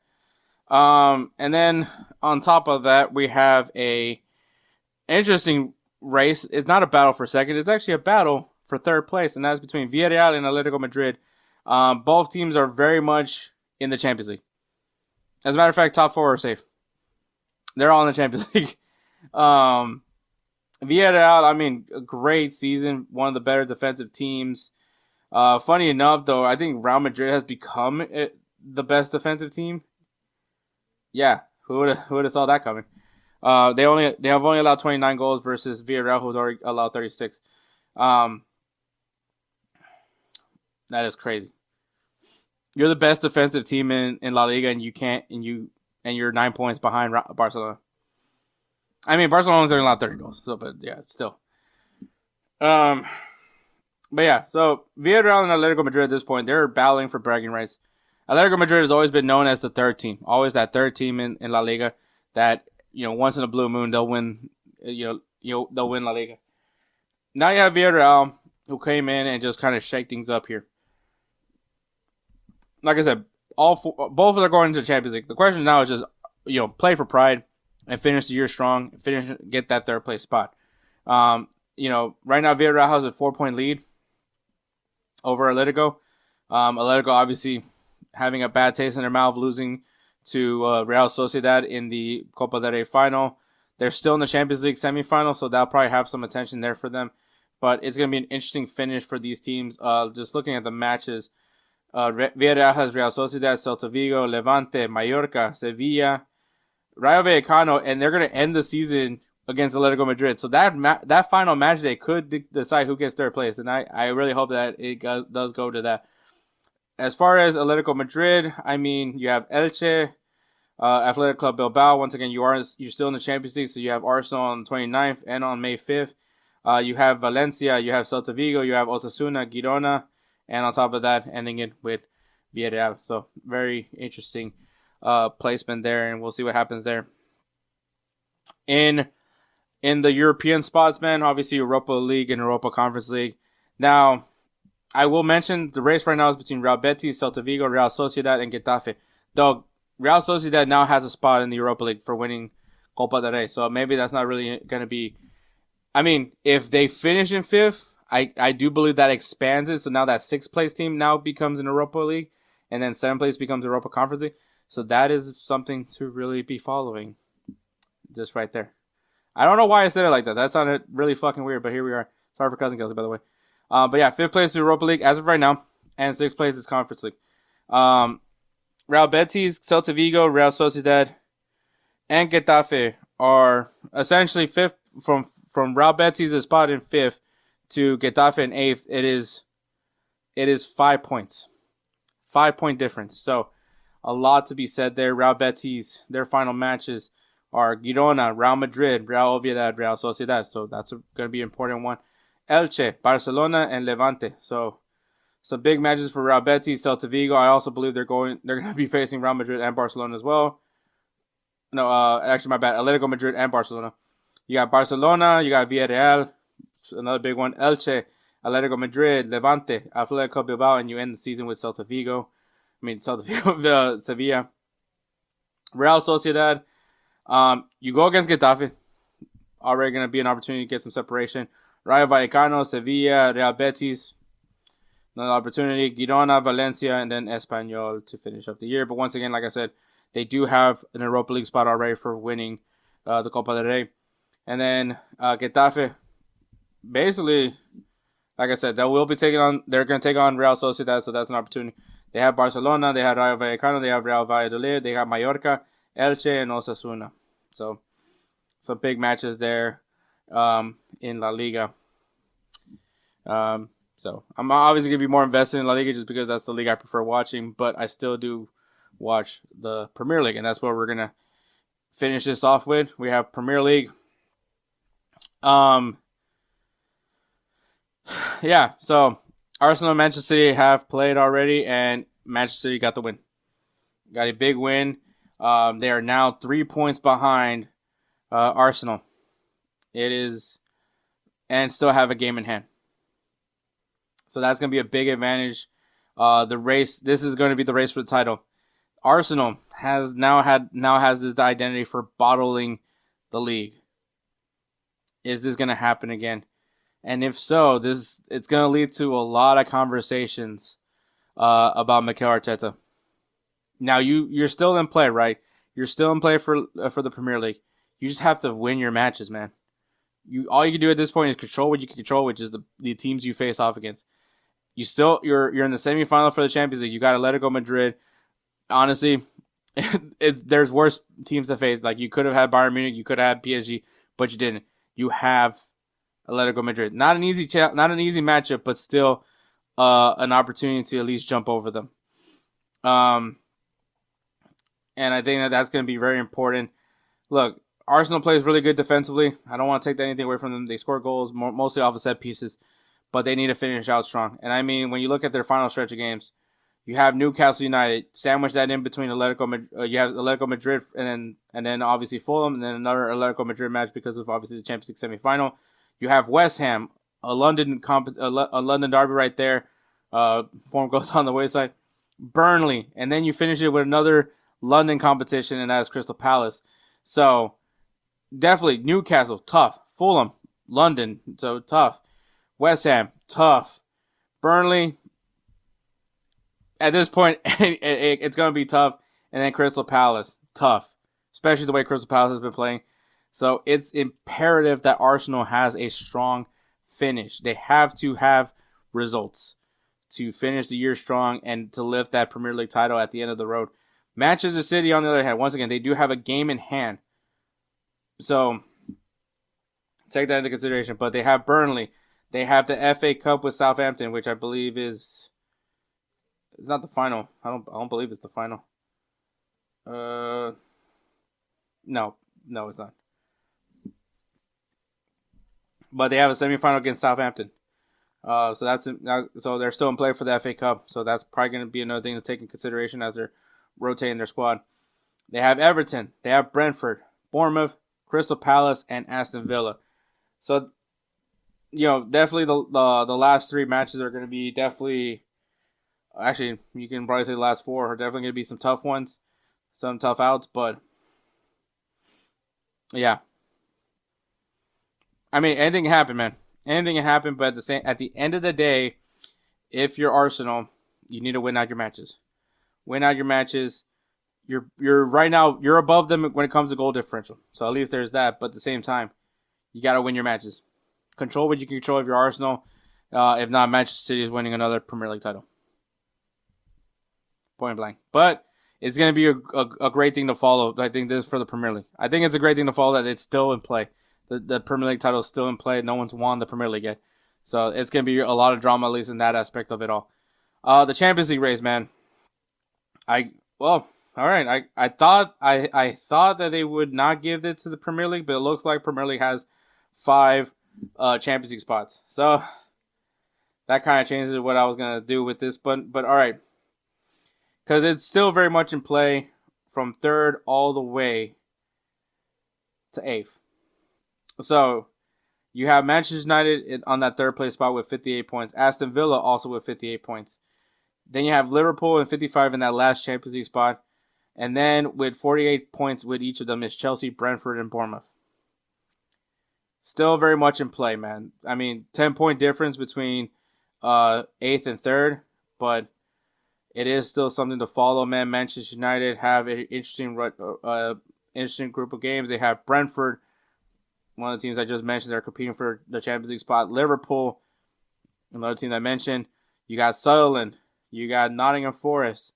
And then you finish the season with Brighton, which has been showing to be a tough out for many of these teams. And then Aston Villa. You got Fulham. You actually got the Europa League also. You're in the Europa League semifinal against Nottingham Forest. So that's going to get some attention. You got Tottenham.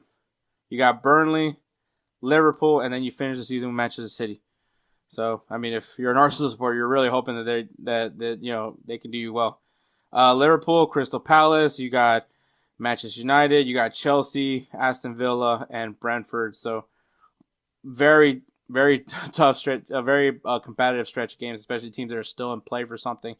Chelsea, you have Brighton, you're in the FA Cup, so you're taking on Leeds, so you're still very much in the FA Cup.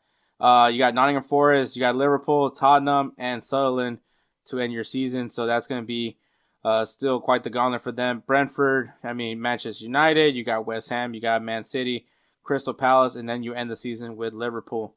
Bournemouth, you got Leeds United, you got Crystal Palace, Fulham, Man City, and Nottingham Forest. So, definitely going to be an interesting finish for those teams to get into those final 3 Champions League spots. To see who goes to the Champions League, who goes to Europa League, and who goes to Europa Conference League. So really interesting to see how that's going to follow. So definitely things to follow, especially in the Premier League, to see who gets those European spots and who gets left out. And the final one is Tottenham. Tottenham having just an abysmal season. Obviously, a lot of sackings.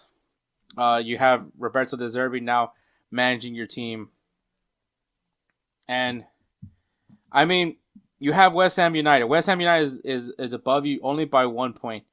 So they're not necessarily out of it. They still have a chance, but they have to perform. And they have it's been rough, man. Yesterday you had a 2-2 draw against Brighton, which you just gave up the tying goal. It's not an easy thing to happen. But I will say, not a bad stretch of games, because you do have Wolves. You have Aston Villa. Aston Villa is going to be challenged. You got Leeds. Then you have Chelsea and Everton. You need to win these games. You need to do all. And honestly, they haven't won a game since the Champions League game, which they lost. Technically they lost on the aggregate. But as far as Premier League, they haven't won a Premier League game. Jesus Christ, I gotta keep scrolling. Since last year, December, which was a 1-0 victory against Crystal Palace. Since then, you have a bunch of draws and a bunch of losses. They need to win now.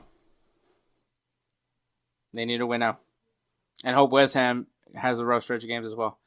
If not, Tottenham is getting relegated to the Championship. And I ain't gonna lie to you. You guys aren't gonna hear the end of it. You guys are not gonna hear the end of it from me. I am going to just be a dick. Because you guys know I already hate Tottenham. And if they get relegated, man, that's just icing on the cake for me, man. So yeah. So that was the Premier League. Honestly, it's the Power 5 leagues, right? These are storylines that you could be following as the season concludes. We're down to the home stretch of matches, so it is going to be a crazy finish to all these leagues, man. I can't wait. I'm still believing Real Madrid can do it. I'm believing that they can turn things around, but they got to win out, and they got to hope Barcelona just starts having some stinkers. So it's a lot to depend on, man. So that's the reason why I'm hopeful, but at the same time, I'm just I don't know, man. But we'll see what happens, man. We're going to take a break and then go right into Players of the Week. Fight and win! All right, guys. Players of the Week is brought to you by SeatGeek. SeatGeek is an amazing ticketing site, app, however you use it, that gives you tickets to the best events, all live, from sporting events to concerts. SeatGeek has you covered. Me and Edward use SeatGeek for a lot of the live events that we attend to. We can't get enough of it, man. So it's very simple, man. Has a great grading system using colors and numbers. If the number is really low from a 10-point scale, like a 1, and it's very red, that means whoever's trying to sell you those tickets are an idiot. Keep scrolling. You're going to find a better deal. Now, if the score is really high, up in the 10, all the way up to 10 or near 10, and it's really green, that means buy those tickets. You're getting a great deal for this event. Go get them. Enjoy. We love the simplicity of SeatGeek, man. Like I said, we use it all the time. And if you're not sold just yet, use that code BellyUpSports for your first time, and you'll save $20 off that purchase. So, SeatGeek, Life's an event. We have the tickets, man. Take full advantage, man. I guarantee you, man, it's worth it. My player of the week is Matteo Cancellieri, who had a goal and assist in Lazio's 2-0 victory against Napoli. Really important matchup, especially when you're talking about that second place race, right, for the Serie A. And Edwards' player of the week is Luis Diaz, who got 2 assists in Bayern Munich's 4-2 victory against Stuttgart, which in fact clinched them the Bundesliga title. So Luis Diaz has been a very impactful player for Bayern Munich. Deserves a lot of flowers, from his move from Liverpool. So congratulations to Matteo Cancellieri and Luis Diaz for being our players of the week. Once again, guys, use that code BellyUpSports at checkout. Save $20 off your first purchase. SeatGeek, Life's an event. We have the tickets. All right, guys, games to watch this weekend. We got a little Texas rivalry. I'm not going to call it a Texas Derby. I know people want to call it a Texas Derby, but Texas Derby is Houston and FC Dallas, not Austin FC. I don't know what to call it, but we're going to call it, Copa Tejas. Copa Tejas. If you guys don't know, the Copa Tejas is this trophy that they give to the highest point margin team in MLS. So I believe last season the Houston Dynamo got the Copa Tejas. Sure. But yeah, so Austin FC, Houston Dynamo facing off this weekend. Obviously, I'm very vetted because it's Austin FC and it's a rivalry. It's a Texas rivalry match. So we'll be watching it. We got Inter Miami taking on New England Revolution as well in MLS, man. Obviously Javier Mascherano is no longer the coach of Inter Miami. I've been saying Inter Milan a lot, so this is now becoming just this is just me being an idiot. But Inter Miami, obviously, we'll see what's happening with them. Can New England Revolution take advantage, or we're going to have new manager bounce? We'll see, man. Actually, I guess technically they already had it, so we'll see what happens, man. We got Manchester City versus Southampton in the FA Cup, as well as Chelsea versus Leeds United this weekend. So, big semifinal matches to go see who's going to be in that final. I really hope it is Manchester City because I need them a little bit focused on something else besides the league. So, we'll see what happens there, man. In Liga MX, we got Pachuca taking on Pumas and Toluca taking on León. They're also kind of going into the home stretch of matches as well in Liga MX. So, probably need to look into bringing in some Liga MX guys to talk Liga MX. In Liga, we got Toulouse taking on AS Monaco and Paris FC taking on Leo in Liga. In the Bundesliga, we got FC Augsburg taking on Eintracht Frankfurt and Borussia Dortmund taking on SC Freiburg over there in the Bundesliga. In Serie A, we got Bologna taking on Roma and AC Milan taking on Juventus. Big matchup there. A lot of implications over there in the Serie A. In La Liga, we got Real Betis taking on Real Madrid and Atletico Madrid going against Athletic Club Bilbao. Hopefully they can get a bounce back after losing the Copa del Rey final. In the Premier League, we got Arsenal taking on Newcastle United. Like I said, they gotta start winning. They gotta win matches. They gotta win it from here on out, and don't give Man City a single chance to jump over them. And we got Liverpool taking on Crystal Palace.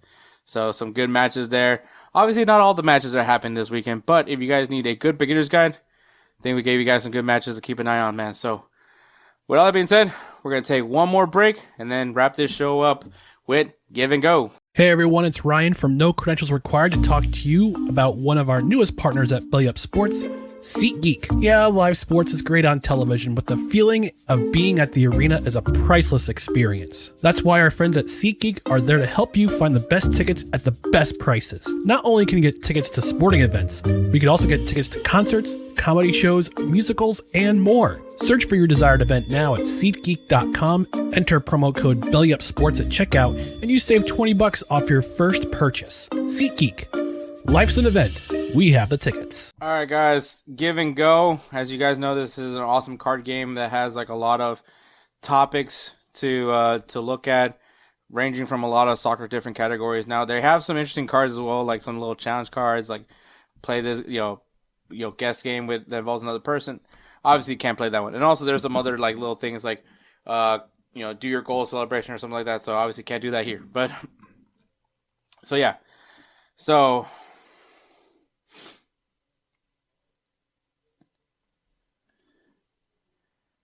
okay. So the first card is perfect. Best female soccer player of all time. Best female soccer player of all time. And that's an interesting question, just because of like who do you look at as far as an all-time great? And obviously this is, once again we're talking about women's soccer. Look, the women's game, as far as it has always been about the U.S. women's team, right? They've been the most dominant force, most successful, in the World Cups. A lot of wins for USA women, but I've talked about it. Why? I will say though, the women's game internationally has gotten very much better, especially in Europe, along the likes of Spain and England and France as well. But more specifically, Spain and England have definitely leveled up themselves, and I think it's just because they're putting more of an emphasis in the women's game over there. To the things that have always worked for the women's national team are probably not going to start working so much anymore. But I think once again, the women's team has the talent pool. They have the players. Have been still one of the best teams in the world. So I'm not trying to take that away from them, but I will say the rest of the world is starting to catch up. It's gonna be interesting to see how that goes. But I mean, in my opinion, man, the greatest player of all time, because if you want to talk about Americans, obviously, Carly Lloyd, Mia Hamm are probably like the first names you think of. Abby Wambach. Obviously, a ton of players you can talk about for the women's game, but I mean, when you really think about it, you have to, in all honesty,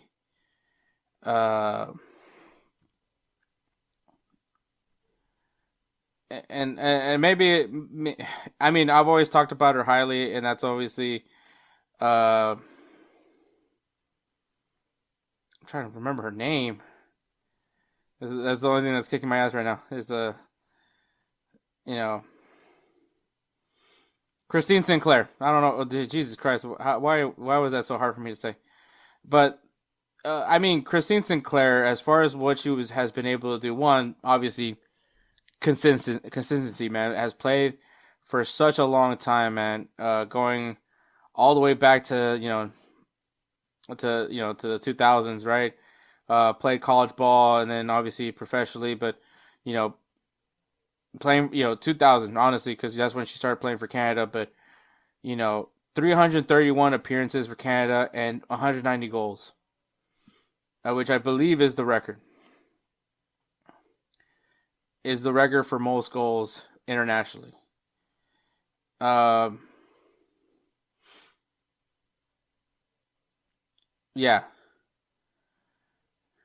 She's just like, once again, she's gonna go down in the history books. Can someone top her? Probably. We're gonna see it at some point, right? But yeah, she has. She's one of the 3 players to score in 5 World Cup editions alongside Marta and Cristiano Ronaldo. She's a legend of the game. A lot of people are going to remember her for that, of her contribution to the game. And also even with the NWSL, man, she's going to be forever remembered, for all the hard work that she has done, and really push forward the women's game. And I really do. I do essentially think of, like, to me, she's one of the best players. She is the best player. Not only leading international goal scorer as far as women's game, but she's even surpassed the men. Because I believe 190 goals. And I think Cristiano Ronaldo, technically, let me see.